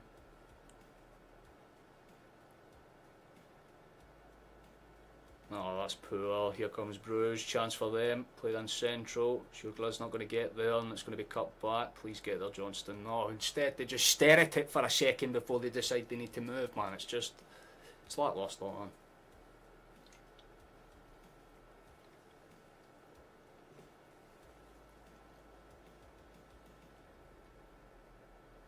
Well, it's even worse for us if we can't capitalise on it. That's all I'm saying, Jim. If they're going to sit in and defend, we have to take advantage and at least force a draw out of this game. A point isn't the end of the world.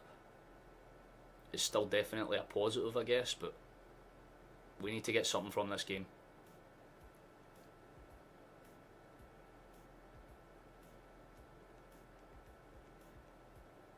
I feel like we'll be waiting to make those changes. We'll probably get until about the 60th, and then you'll probably see those changes getting made, I would say. Size has the opportunity to just play this one short, though. Or just doesn't look too happy, but there is Paolo. He is getting warmed up. which is always a good sign for us. Bruges try and play it short out from the back. Celtic have about 6 or 7 bodies penciled up there. That's a good win from us. We have it in a dangerous area. McGregor plays it short. Taylor. Cuts it back, and we should just keep ourselves in that. Bruges will put 11 in defence for now. We might as well get Idol and pop it into the box because we got into midfield. Just try and bypass it. Wouldn't be the worst call in the world, to be honest with you. But I feel like Bruges will play for that. That's definitely not a foul for Bruges, I'm telling you right now. But they're going to play anyway because the guy's came down. He's holding his ankle like he's been shot. But I guarantee you, he probably didn't even get touched. Let's take a gander. Not really. I mean, he goes down like he's been absolutely fucking walloped, but he didn't even really get stepped on. Ball went under him.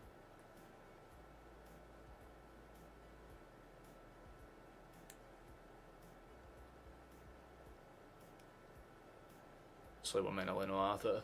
I mean, there's still time, Chief. But we need to see some fucking changes in the next few minutes if we have any chance of really starting to dig something out of these types of games, especially when it gets to the stage where you're about 60 minutes in and, you know, they're only leading because of a fucking idiotic mistake, man. Like, do you want to know what's funny? Is the last time we played a Belgian side at fucking home, we did the exact same thing, concede a shitty own goal and lose the game 1-0. If the same thing happens twice in a row because 2 defenders on 2 different days decided to be fucking idiots, I'm not going to be too happy.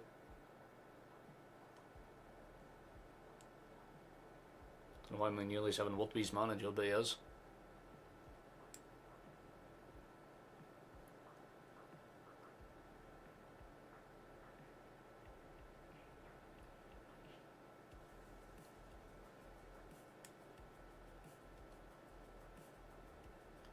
I was going to say.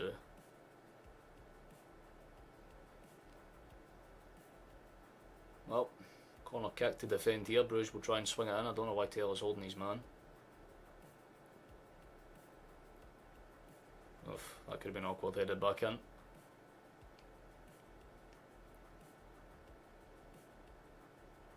Ball's been slung forward. What the fuck was that? Poor. Makes it difficult. There's a spread across play. Bruges are on with a chance again. I do not like this, man. De Kuiper has it. Put out towards Toloy. Hold across for the left back again. Whipped in with pace and power. That was a big fucking chance. Massive miss for Bruges. That could have been a fucking easy tap in. He's just decided to slice it for some reason. We've been let off. And once again, Taylor just doesn't fuck it. Like, bro, get him off the fucking pitch, man. Seriously, I've tried to be as nice about it as possible, but he's just not there. Eventually, we fucking wake up, man. Well in for finally making the changes, man. They're on. I love to see it.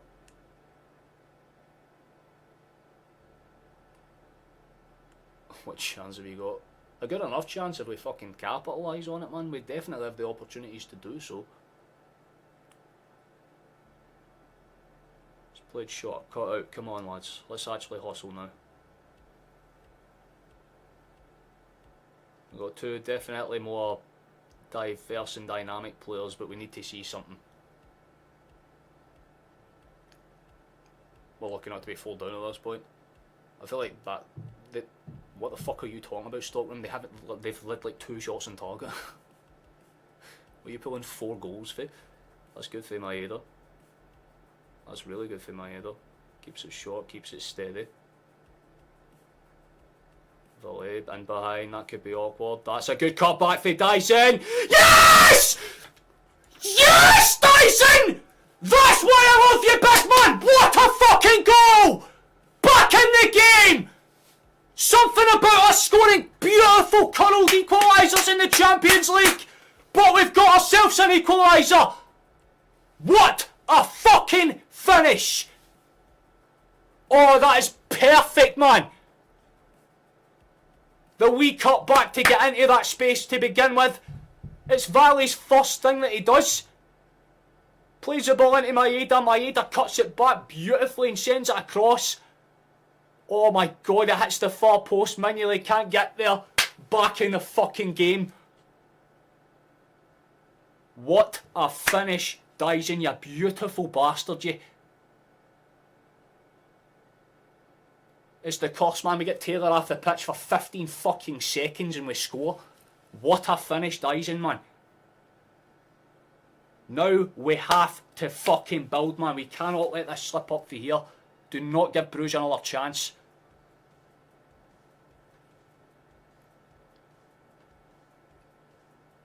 Should be 1-0, Jam. You're damn well right, but we have to fucking push and make it count now, man. Get fucking in there. He's damn right, SL. We push and we ball out now, man. Half an hour for us to get something, and again, 2-1 was the prediction. I just don't want it to be for fucking Brugge. It's going to bounce up. That's going to be a corner kick, and all of a sudden, Brugge are waking up now. Fuck off, cunts. Yous ain't doing this. Take Taylor off, instantly rewarded. I know I don't mean to shit on the guy or anything, but Valet's first literal touch was a beautiful layoff to my header. We were all screaming for those changes since like the 25th fucking minute, man. But we still have to see this game out, man. It's not by any means done. Ball in, headed up and away.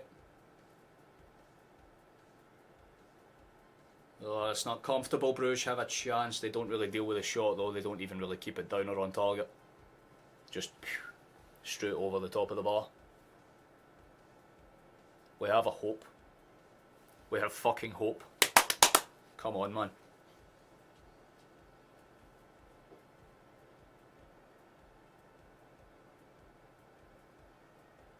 Let's go. Again, second half syndrome. I don't know what the fuck it is, but look, we take 45 minutes to wake up, and then we actually start playing football. But we have to fucking, like, not take 40 minutes to wake up, man, especially in Champions League situations. But Brugge are aware they're going to have to come out and play a wee bit of football themselves now. We'll love to see it, man. Genuinely.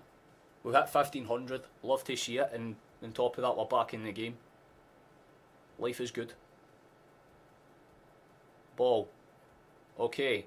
Oh my god, chance. Step in. That might be a foul, I'm not too sure. We've got the ball in the box, so brilliant feet for Curtis, still not really dealt with. Brugge don't really deal with it themselves. Bernardo keeps the press on. Starting to kind of switch up the gears a wee bit. We just have to keep this going, man. A point isn't bad, but I feel like the boys are starting to realise that they finally have the opportunity to push for something.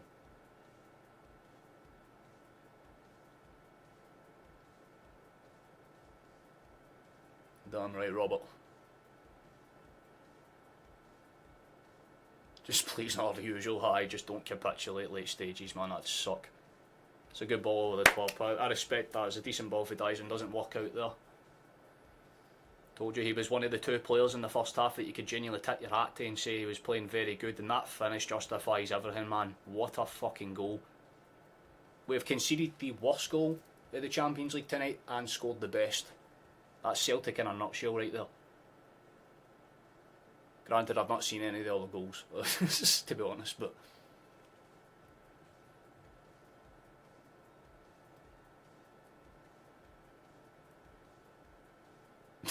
Fair enough, Caden, fair enough. Well, 64 minutes have been and gone. So far, so good. Much better second half overall. We need to keep it composed though. Our passing's gotten a lot better. We've had a lot more of the ball. Not to insult the Belgians or anything, but they've played a lot more regressive as this half has gone on, which is pretty much good for us. We just need to kind of keep it simple, man. Just try not to do... Wait a minute, is Kyogo onside? Is he onside? Kyogo! I really hope he was offside. He puts the flag up eventually. Okay, it's fine. That's not that horrible. I thought he just missed a fucking sitter.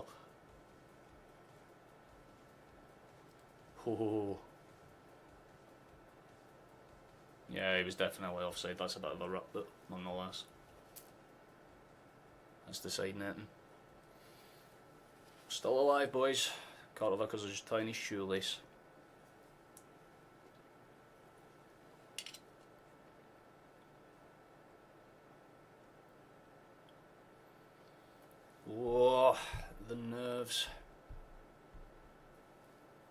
moves are definitely starting to come in there. 2 more would be absolutely lovely, man. Another 3-1 win would be fantastic for us. Press is there though. Maida's going to keep some pressure on. I love the way he's woken up this half, man. He's firing into them, he's giving them some hassle. Good cut out for Paulo. Trusty gets in a bit more physical. See, this is what happens when you have a reliable fullback. Trusty can step out and actually cause some fucking problems. Much better. I don't think either and Forrest are the calls, to be honest. If you're asking me genuinely. Like, maybe either. I'd say either for like the 70th or something. That wouldn't be a bad switch, just in case we need a bit more of a physical presence. But the game's still 0-0. Interesting.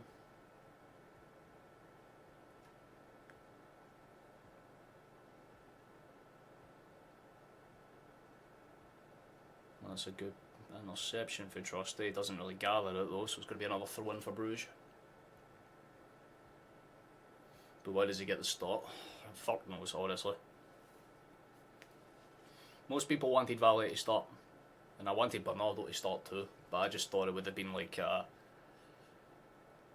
thought we would have made the changes dead on at half time, but listen, we've made them now. It's not so bad. We're playing a lot better in the second half. The confidence is back. They've started to shake the monkey off their back, so to speak. So I'm happy. I'm chuffed, right? We've kind of done what's necessary. But I'm with Virtual. McCowan and Ida, they're the 2 changes I'd go for right now.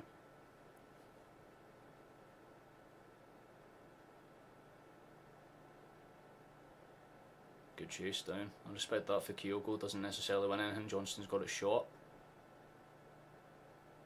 I'm trying to claim a foul for something, but either way, Bruges have given us the ball back anyway, so Valet will just kind of tighten it up, run it in towards the midfield. Balls it back for Callum McGregor, and we just keep things down. Fans don't pick the team. Damn right. The manager picks it based on what he thinks works, who's put in more effort, and for all we know, Taylor might be a grafter in training. And like we do know that Taylor has a good game in him, it's just tonight wasn't a great example of what he's capable of doing. So, you know, you have to kind of look at it like that, which is a bit of a bastard in some aspects. I'm not going to necessarily lie, but it is what it is. All that matters is that Valles came on, he's done a relatively good job for the few minutes that we've seen him so far, and there's still a lot of time left to play, so...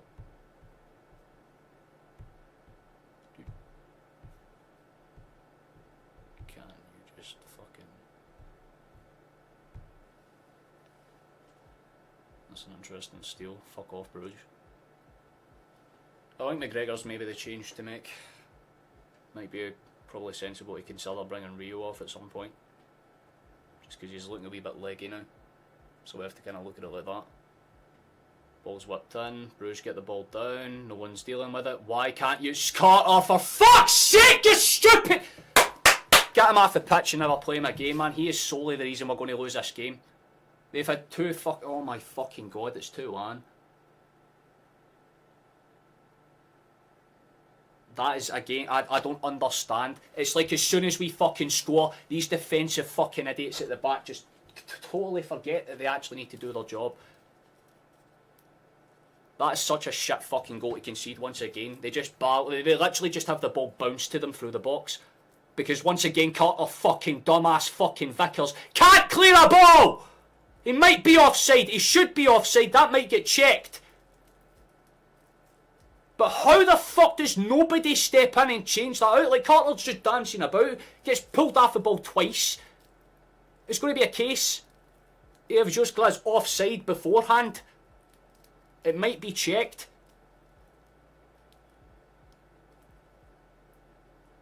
For the initial ball into the box, I do not know.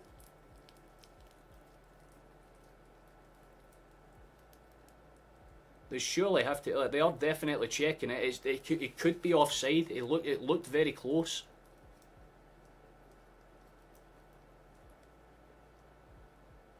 Carter Vickers fucking better pray that's offside. He's going to go over and take a look.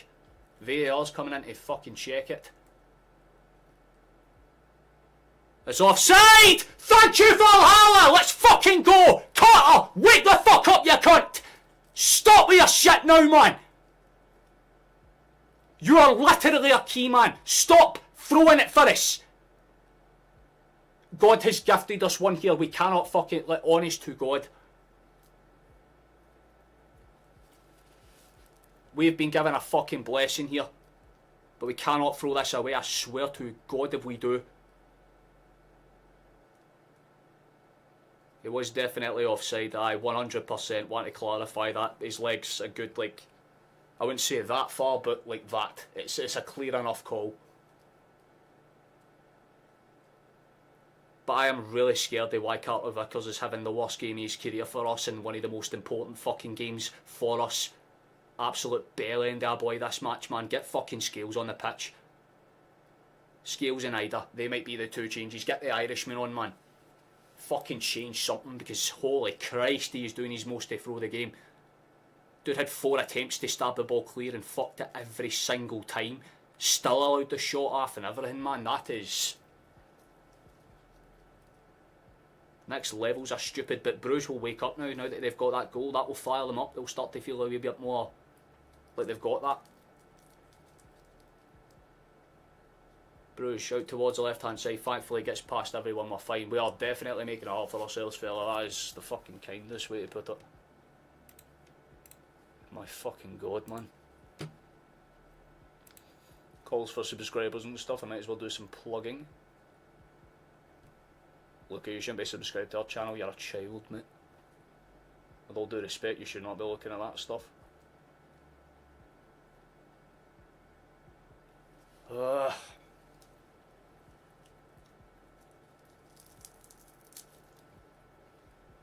It's a good step out for Carter. Come on, boys. Kuhn. I like that. Actually, really decent. Kuhn stepped inside. Oh my God, good feet. Please, Kuhn, still going. Still in the box. Brugge get it clear in the end. He just tries to do too much. That's the second time he's done that this match. A little irritating, I'll be honest, but I respect it. At least he gave it a bash.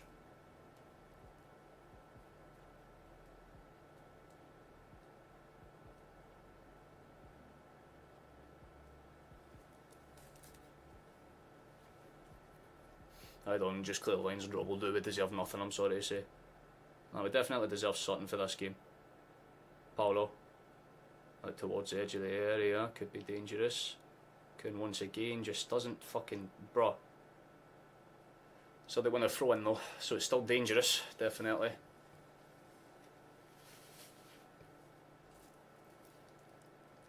I will slag any player that has a shit game SL. Doesn't matter who they fucking are. If they could be God themselves, if they have a bad game, they get called out for being shit. Doesn't matter if you're good against fucking what, Hearts and Kilmarnock. Nah, mate, doesn't matter. You have to be good in the Champions League game, especially if you're our main fucking centre back. Guy has been dodgy this match, and that's putting it nicely. Good step out towards the edge of the area. Oh, lovely for Paulo! This... damn, his reaction says it all. He got a good shot away, it just takes a fucking... it just doesn't necessarily find the target. Very similar to Rio's in the first half, if you want to go back to that one. It was a really good opportunity, just doesn't necessarily keep it on target. That's unlucky, man. Big example of why a lot of people prefer Bernardo. Big example of why I prefer Bernardo, man. The guy's good.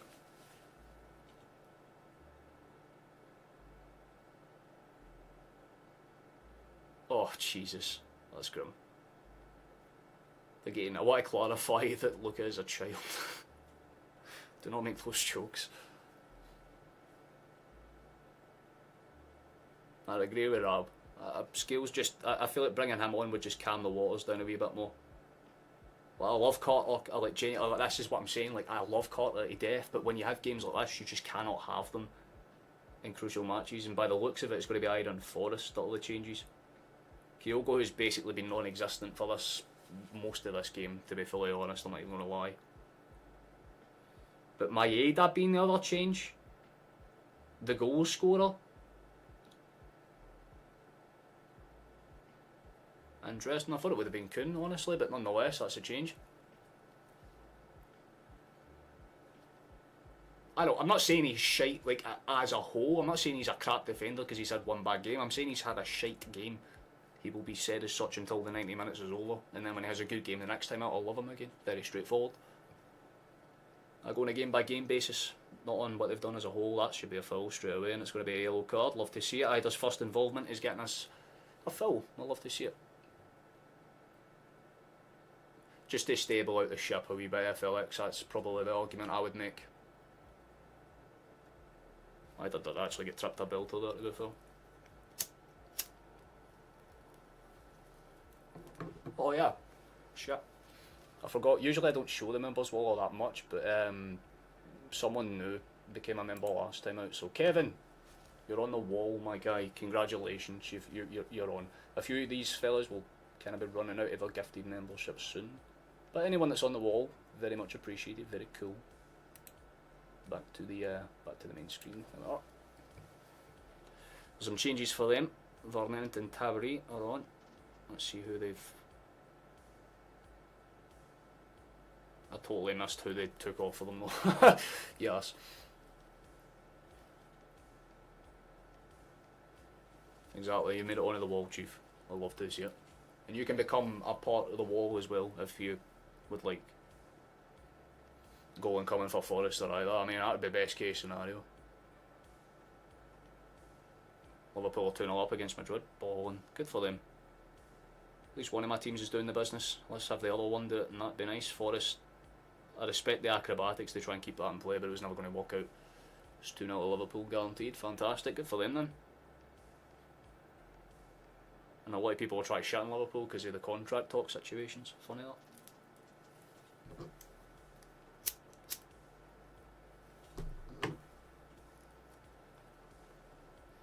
This team seems a lot more relaxed.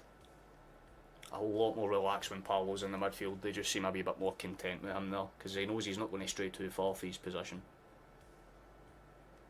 Carter. Good for Johnston. 12 minutes left in this game, give or take. It's a very, very close affair. Brugge have made them somehow managed to make a game out of this despite doing very little. But Celtic still have a chance to keep on for doing something genuinely incredible. That's a good steal, could run with it, just keep running with it. That should be a foul.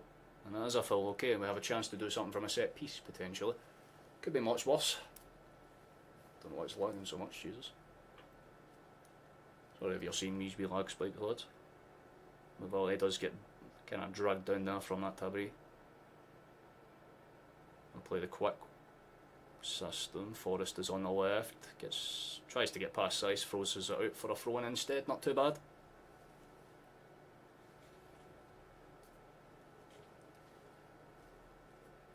Keeping things ticking over so far, not so bad. Forest still has it.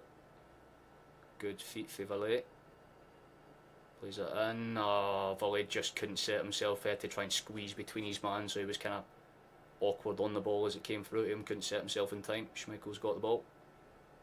Plays it out for Carter. Do not panic. Yeah, good man. Simple. That's what happens when you take an extra second. Gives you that extra option. We love to see it. Rio. Forest. Good cut inside. Lovely ball over the top. Could have been dangerous. Bernardo was loitering behind them. McGregor does well just to touch that back. Stops any potential Bruges counter-attack from blossoming there. Trusty has it. Lays it short for Valet. Good cut forward. Forest is on a bit of a slog. I think it kind of clipped off him. Should be a throw-in for Bruges, and it is. He's left Bernardo to smashing a winner. He deserves it, honestly. Anyone to get a winner would only genuinely, Kevin, you could take the words right out of my fucking mouth. Anyone to get a winner would be absolutely fantastic. I don't give a shit who it is, man. Even if it's Casper goddamn Schmeichel himself. It would be bliss. We had a much better second half. It's the one thing I can tip my hat and say. Rodgers' team talk must have fired them up to some capacity again, but with 10 minutes left, and give or take a whatever left of additional time on top of that, Celtic no 3 points would do them a lot better than 1, but 1 point isn't bad. I want to clarify this. 1 point is still not horrible at all.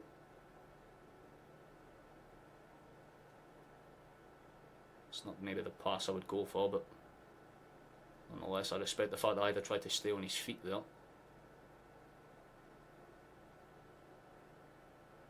Bruges have the ball, they'll look to try and play it simple. I just don't want to see us fuck it late on, man. Did Bernardo come on for Angels? Yes, he did.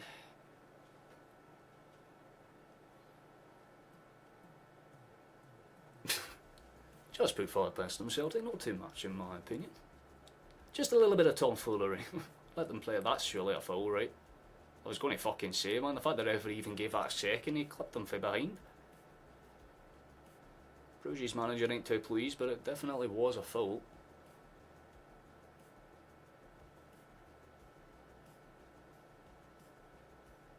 Damn right.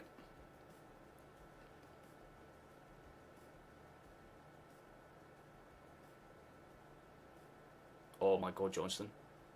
That's good. Forrest. Cut him behind! Rio! He's been bundled over, it's not a penalty at all. He knows that for a fact. I don't know what's going on there. It was the right pass for Forrest. I don't think Hitati took the greatest first touch. It probably what kind of threw him off his pace a little bit. Just didn't really set himself. Just falls over. Definitely nothing in that whatsoever.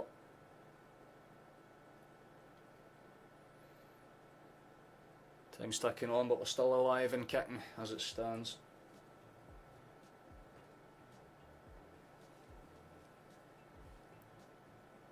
Mina's going to take this one up. Set himself to potentially go for it.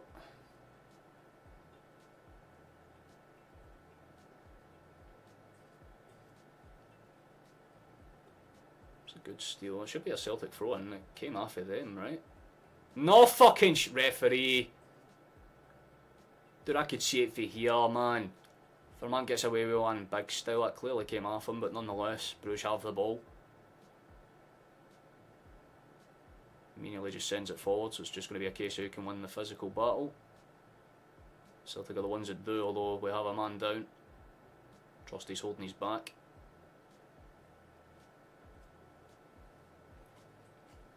Only 500 to go until, I mean, not 20,000. I wish that was the case, that'd be fantastic, but 1,500 rather than now. Slow progress, fellas, but we're making it bit by bit. That's a good steal. Rio. Maybe not the greatest touch, but he should still find it through it for us.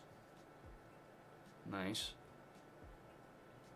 It doesn't really go with that one though. That's the one you should step in with, and that's going to be a card coming out for us. The ref is, he's not been the greatest this game, I'll be fully honest with you, but most UEFA officials aren't exactly known for being particularly great. He's just kind of picking his card and pointing at anyone that kind of has like an inconvenient challenge. It is a foul. I wouldn't say it's a yellow though. It's very similar to the one that Ordonez got for Bruges. Like, you can see why it was given, but it's just very silly. Like, there's no reason for it at all.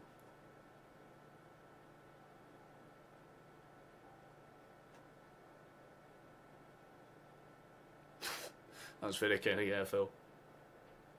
McCowan, yes, I see him. He's coming on for 8 minutes, and that probably means he'll score the winner. Let's fucking go. Ball's been sent forward. Bruges are trying their best to force the issue. Bernardo's pass wasn't the greatest. Kuhn's been taken down there, and the referee does not seem to be giving fouls for us at all. Bruges have the ball forward here. Shot from range. That could have been dangerous. Strain of the hands of Schmeichel. He gathers it comfortable enough. The rhymes with them. Yeah, I just kind of skipped off of the surface right in front of Schmeichel. Easy enough for him to gather and save. Comfortable enough.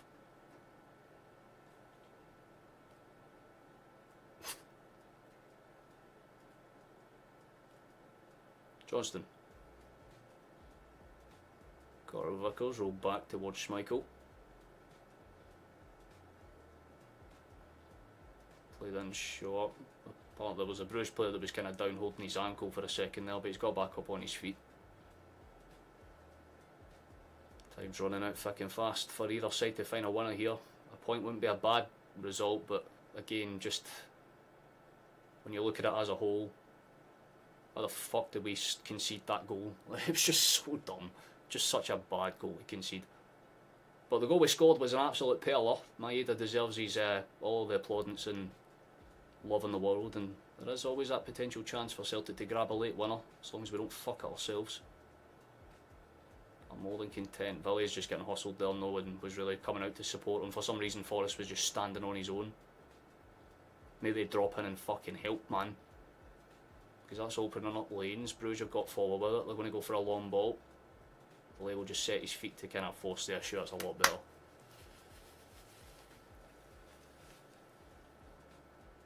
Whichever can achieve the furthest point between A and B, I'd say. A driver with a rocket struck to the end of it.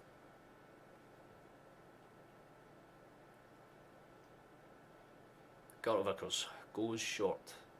It's Paulo.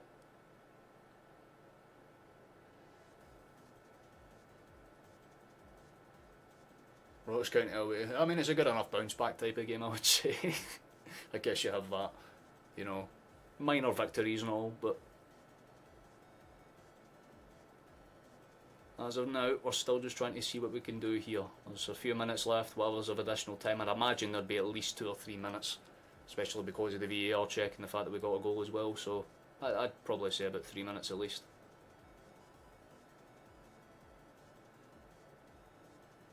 Celtic have definitely had the better half of the two.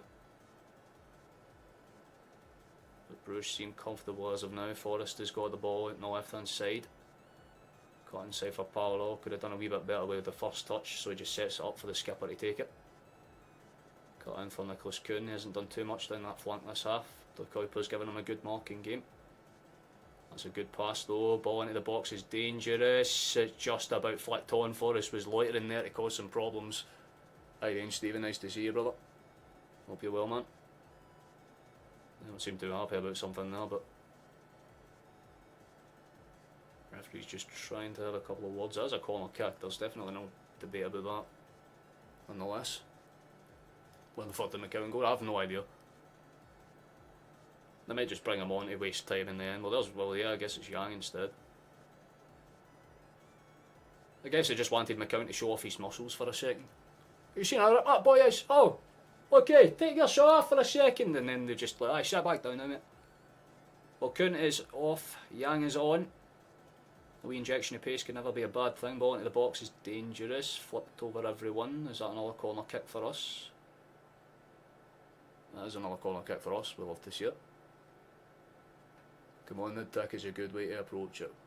Hey, someone's made it 15:01. I'll love to see that. And Kuhn's a wee bit injured there. Oh. Don't know what the Bruges player was doing. He just tried to walk away with the ball, I suppose.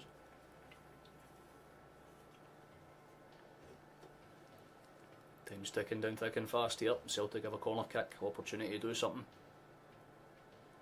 8.5 minutes played.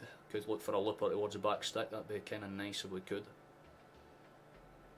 Sort of. Oh my god, I tell you what, man, if that was the first fucking thing that Rio nearly absolutely walloped, that first touch would have been clean as hell if I hit the back of the fucking net.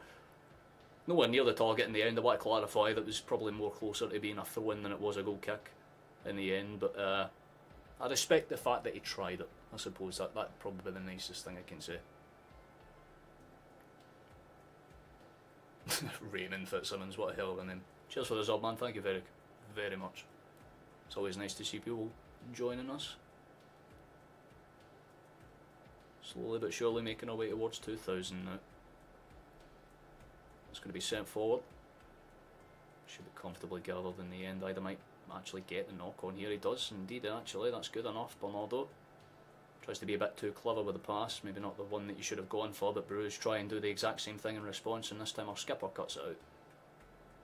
Lovely to see it. McCowan's just there as a prop, I guess. I think it's probably something along those lines, sadly. McCowan and Bernardo have a tie, and Jail's got a tie. He's sold ASAP. He's no better than McCowan or Bernardo. I feel like that's a bit harsh. Rio's had a good game. I mean, I get where you're coming from. I like Bernardo too, but I think it's a bit harsh to like sell Rio. Unless we're going to buy John McGinn with that money, just to make our midfield absolutely goated. There's 4 additional minutes all in, by the way. I should have probably clarified that. We've played about 20 seconds of it, but 4 additional minutes left. If there's a potential for a late winner, it's going to have to come in the next few moments. It's going to be an interesting one for sure. Rio's going to send it forward. Carro's got on a layover. It's going to be a good touch for Ida. He's going to have to shift it fast, though. Doesn't necessarily take the right approach. Cuts it back in the end. Comfortable enough. A last minute winner would be absolutely goated for so many reasons. That's good. Really good for Forest. And, I mean, Atai was getting pushed and pulled all the while there. Referee just plays the advantage instead.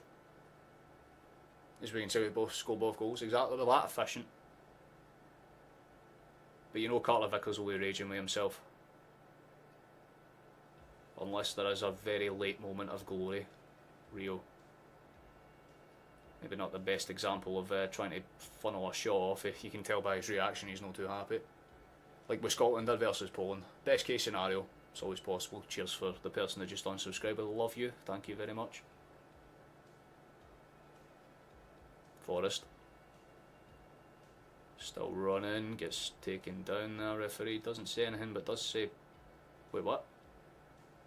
Okay, fair enough. I honestly thought he wouldn't have given that, but nonetheless. J. Paul and...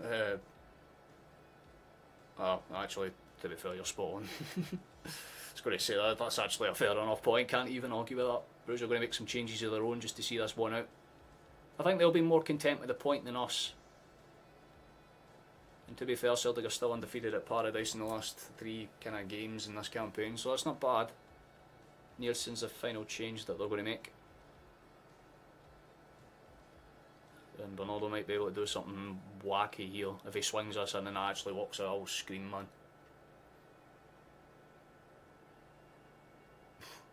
I don't think Brendan's worrying about too much. The ball's whipped in, it's awkward. It's all about how good the pass across is. It's not dealt with by Brugge, but eventually is. So I was going to say it was whoever wins that kind of knock on, it's gathered by Brugge in the end. That should... Interesting. I mean, it should have been a foul for us, but they've just decided to give it away for them. The coupon is fucked. Fair enough, guys.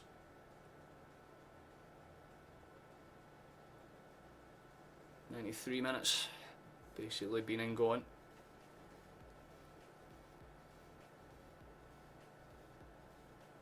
It's good for James, just kind of hustles and hassles it a wee bit. That's good for Ida. Still gives the ball away, but does win it back. That's decent. They want one last chance. It might have to come now. Played into space. Good open chance down that right hand side this time. Johnston. Might just try and funnel across. Instead he leaves it. Ball's whipped in. Dangerous. It's cleared out and it's going to be a corner kick. Last big chance for Celtic. You feel it will come from this with 30 seconds left. Corner kick to be swung in. Might be the final opportunity for us to get something.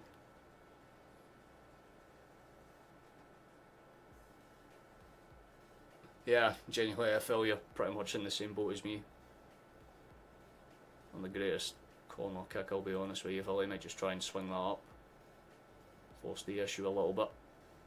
Forrest should gather it. Does gather it, and final chance will go our way. Played short. Could have been something, but it's going to be gathered by Brugge, and the chances are that might be full time. It's not a... Fuck, man, I don't know what to make of this game, man, because it's just it's a classic tale of Celtic throwing away chances for ourselves. But you feel that once Mignolet clears this ball, it's going to be full time. And he doesn't even get to throw out a draw. It's how it ends. It's not a bad result. I wouldn't say it's the worst result I've ever seen in the entire history of Celtic Football Club, but the goal that we conceded, just a typical example of why the fuck we need to work on our defenders still, man, because Carter Vickers, almost like, easily you would say our most seasoned player, doesn't cover himself in glory, and it costs them spitting out his bogeys. That's always lovely. But a point's not horrible, I will say that. It could be definitely worse. Let's have a little look at the table. We can see where we are. We're not in a bad position. We're not in a good position either. We're kind of in the middle ground, so to speak. 8 points isn't horrible. I'd say we've definitely had better results in our time. We don't really move up or down the table. I think we move down a position actually, if anything, but That's not horrible, like I said. And Madrid are actually below us still, so that's funny. Oh, we just dropped to 20th, so somebody just scored late, I'm guessing. Leo might have just scored late, fair enough. Oh well, not bad. I mean, we're still within pace. We still need to get basically a win to guarantee that we get into the playoffs. It's not horrible, it's not great, it's not bad, it's just a very classic ugh. But Valley and Bernardo need to start the next game, yeah, especially at home against Young Boys. 100% we need to start Valley and Bernardo in those matches. You're pretty much spot on, Megan. I'm kind of fully on board with that. Like, it's different. Because, I mean, Angels could have had a good game, but he just wasn't necessarily too good. Was it? He was very lacklustre, to put it nicely. But could have definitely been worse. Point was definitely, it's definitely takeable. Like, that's the way I'm looking at it. Like, there's good points and there's bad points. Coming back for 1-0 down, it's a good point. It's very simple. And we still have 3 games, like I said, and as long as we win one of the 2, and that could either be against Dinamo Zagreb, which is, again, an away match in a very kind of hostile place, or, alternatively, you've got the other home match against Young Boys, because you feel like the game at Villa Park will not be too bad. UV are getting beaten, oh fucking no way. Well, we'll wait for a few extra minutes to see what the table looks like as a wrapped up full-time scenario, but you just got pumped, you need to go attacking against Young Boys. True. Kyogo was a no-show tonight. Unfortunately, Villa last minute winner, that does not surprise me in the fucking slightest. They lost 6-1 to Atalanta. I mean, at least it shows where the level is. Celtic can definitely get something, but we kind of thought we'd get something out of this game. And again, I'm not going to be too disheartened at a point, especially, again, our goal was lovely. I can't sit there and complain about it too much. I think it definitely could have been worse. But to say that it's disappointing, it's a good type of disappointed, because you know for a fact if Carter Vickers doesn't make that mistake, we win that game, right? And we'd be sitting with 10 points, 3 games left to play. You have that kind of small, minuscule chance to kind of fight it out for the top 8. That ain't happening now. I think we've cemented the fact that the best we can kind of hope to do is just cement ourselves in that top 24, which again we're on good pace to do. Like I said, we got a point against Zagreb and a point against Young Boys. Mathematically, we've clinched it, but if we just win against either 2 of them, that's good enough too. But we have to really hope that a couple of results start to work in our favour now, because there's a few teams that are a wee bit lacklustre that have actually been able to put together some really good seasons, and Brugge is on that list too. They've got 7 points, we've got 8. It's kind of like you said, it's about what you would expect. Very tight, close, pendulum swingy type of affair. I thought Celtic would get the 2-1 win. Could have honestly been 2-1 Brugge if it wasn't for that very close offside call, but again, 1-1 in the next 3 makes it straight. Yeah. Half time we were worried. Yeah, because we could have lost the game, right? We could have fucking let our heads drop and it could have faded away, but a lot of us kind of knew Celtic are a second half team. We knew exactly what was going to happen realistically, and that's pretty much how it worked out. We kind of faded away a little bit towards the end of the half, but that's kind of how it goes. And you know, I can't say too much about the substitutions apart from Bernardo and Valle. I mean, Forrest wasn't necessarily too good, at least to try to give them a run, but as you've just said, Robert, I feel like Bernardo deserves a lot of credit because he was a game changer. Had that chance towards the end of the game as well. It just, I mean, if it was on target, could something different happened? Absolutely. But unfortunately, that's just not how it works out on the day, which is honestly more than fine. I think as a whole, a point isn't bad, but it could have been better, honestly. I mean, surely we've kind of got a wrap up of all the games now. Oh, Monaco fucked it late, I guess.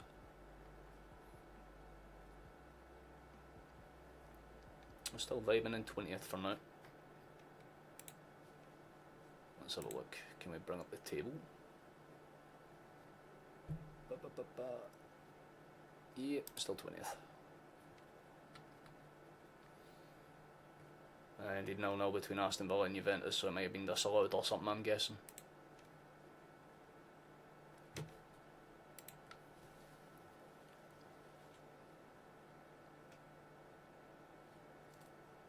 I'd say it's a mix of both. Celtic forever, mate. I feel like Carter should have been more switched on to realise that there was a whole man missing from between the sticks, and he still looked up and passed it back anyway. But Schmeichel shouldn't have just wandered off. Couldn't be sitting about 20 fucking metres to the right of his post. He should have been in there, honestly. Decent second half if we won, if we play that for 90 minutes. Yeah, we need to stop making our, we have to stop first half syndrome. That shit is irritating. So, the one would have deep fried the waffles was all good. Exactly that. You know what I mean? They have their chocolate, we have our shortbread. Simple as. Can't believe Monaco fucked up. It's kind of in their blood to do so. They're not exactly the most consistent team. Onwards and upwards. I would love to see that, Lizzie. Well, thank you for joining us, love. I hope you have a really good rest of your weekend. We'll kind of see you. In fact, I should probably pull this up for anyone that's in or curious about when we're next live. 30th of November, quarter to 3. We'll most likely be live for the game against County, but yeah, that's the result we kind of got for now. You definitely agree. I feel like you can kind of just say really bad communication. They need to work on that.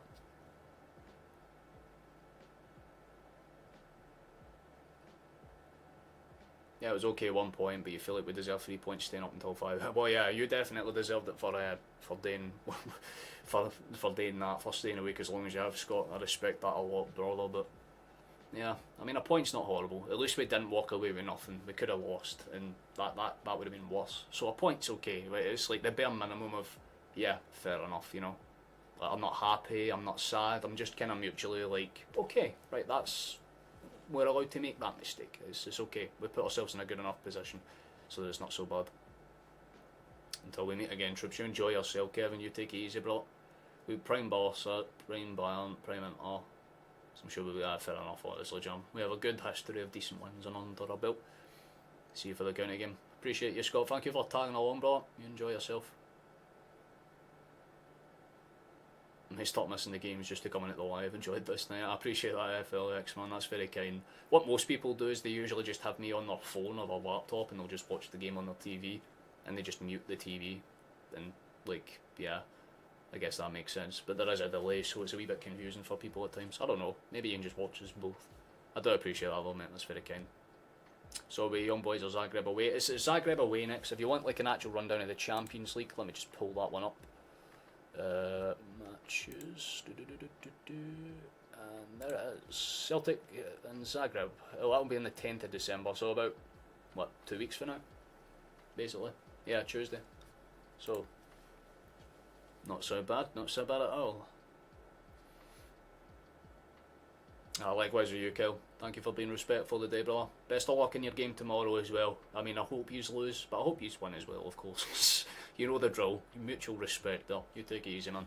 Enjoy the rest of your night.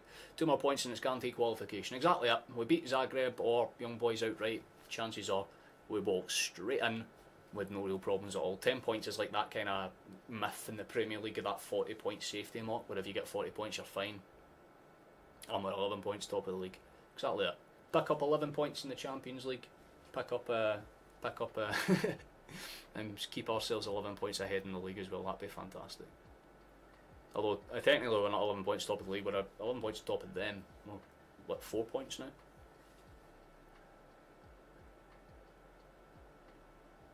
Waking up some Bruges fans and watching this. Jesus.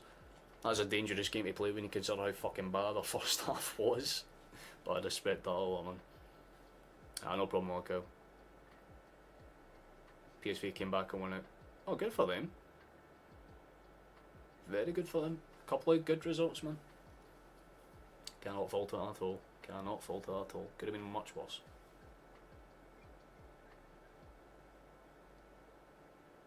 If I win, it puts you on 10 points. That'll be the best case scenario.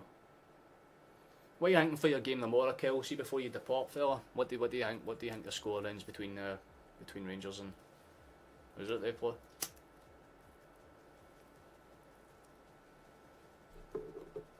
My brain's totally forgot, I'll be honest, already, but nonetheless. You got any more questions about the game or whatever, you can kind of throw them in the chat. I don't really need to kind of talk about who man of the match is.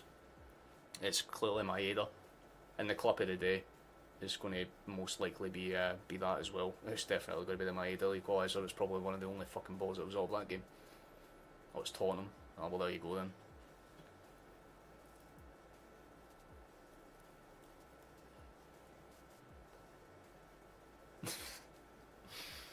Like, oh shit, we're being sussed out, soldier. I love that.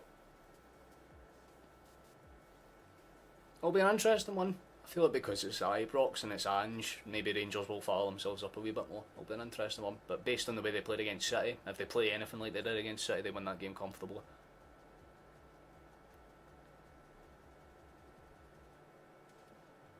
Prefer players to start for the Demo game. Well, I feel like a few people have touched on the right ones. I feel like Valle and Bernardo would make sense. Valle for Zagreb has to start 100%, because I can see why they would start in Gilles for Zagreb, again technical and he can take a set piece, but I think it should fall on Bernardo. Honestly, I feel like Bernardo gets the nod there.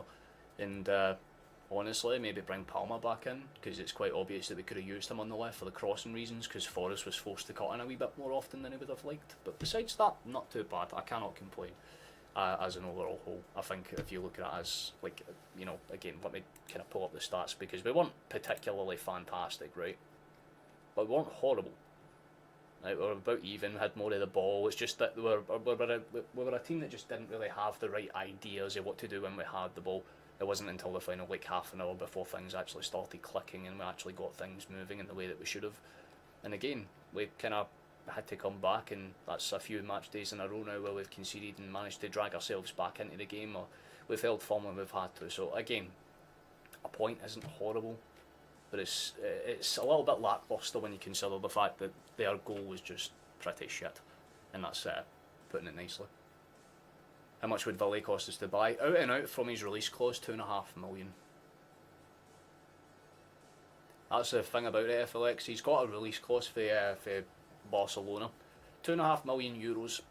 If we buy that, then yeah, we would basically be able to open talks to sign Valle on a permanent. But I think Barca want to keep him, so they're obviously trying to kind of play the whole layover system and just let us keep him for the season beforehand. But because Celtic have him on loan, we have basically exclusive rights to trigger that release clause before anyone else. So we do have an opportunity to do something really funny, because we usually get fucked over by big teams, so we could technically do it to a big team, and that would be a wee bit calmer.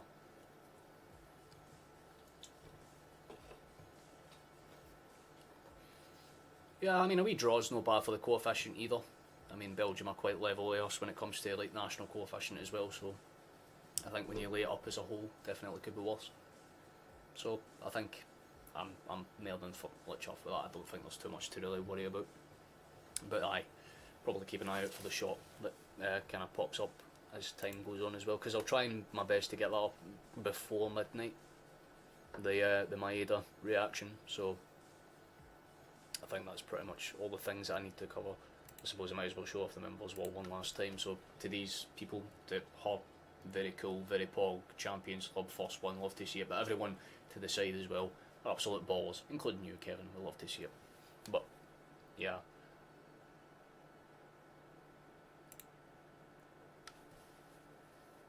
because not many people factor in release clauses. They just kind of forget they exist, fella. So it kind of makes sense.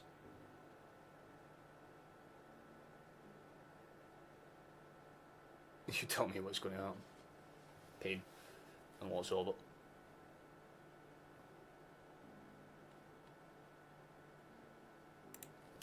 Definitely so. Surely we'll chance it. Yeah, genuinely. Like, it would be more or less just convincing them to actually sign the contract, because even though you trigger a release clause, other teams might trigger the release clause too. But Celtic have the exclusive rights because he is with us.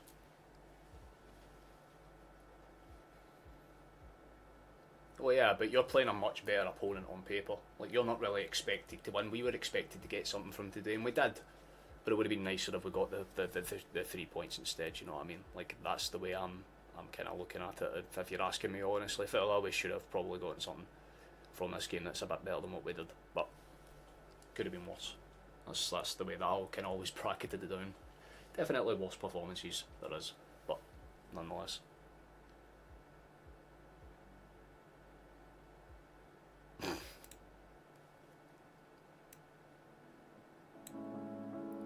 That's a little loud. That's a bit more respectable. Because we'll get ready to kind of get the outros and stuff going, because we'll get ready to bail out. But if you want one last little rundown, thank you whoever just subscribed to them, by the way, that's very kind of you. But we are sub-goal, so I'm more than happy with that. But our next game's the 30th of November, up against Ross County. We're at home for that one, which will be pretty good. And hopefully we can kind of keep our league form up, especially with Aberdeen making that mistake. A win against Ross County would put us 5 points clear, which is always nice for us. That's smelling fine. Felix, you enjoy yourself. Boom. Love to see it. Right, time to get ready to do the outro. So, thank you for watching, thank you for coming along, thank you for taking the time to stop in. If you've been here for the whole stream, absolutely bless you for doing so. We do appreciate that a lot. If you've been here for just a little bit, just to kind of tune in, do whatever, you know, just pop in and say hello. Thank you for doing so as well. Great stream. Thank you very much, Stephen. Thank you for being here. Great viewer. Thank you. More reason to be starting Valley in big games if we want to have any interesting long-term major huge difference tonight. But exactly, give the boy minutes, let him run ragged, let him run free, and let him ball out. That would be the kind of best case scenario for us if you're asking me. But again, it's mostly down to what Rogers decides to do. So we'll kind of take it at that kind of face value. But yeah, if you want to watch a bunch of different stuff, just click on the channel link. It will take you a bunch of different videos and a bunch of different VODs. If you want to go and have a bunch of different things, then you have, you know, all these options there, I suppose. I would recommend the season review video if you want to take a gander at the editing style that this channel has. And there is another video due to be made at some point during December, so keep your eye for that. But GG you as well, Jam. You enjoy yourself, mate. You take it easy. But as we wrap it up, Celtic are still the best goddamn team on planet Earth. Even though Carter Vickers can't pass a ball towards Kasper Schmeichel. Much love, boys. Enjoy your nights. Still in it, man. Still in it. Still in it. Hail, hail, mate. You take it easy. Thank you very much, Felix. Enjoy. Bye.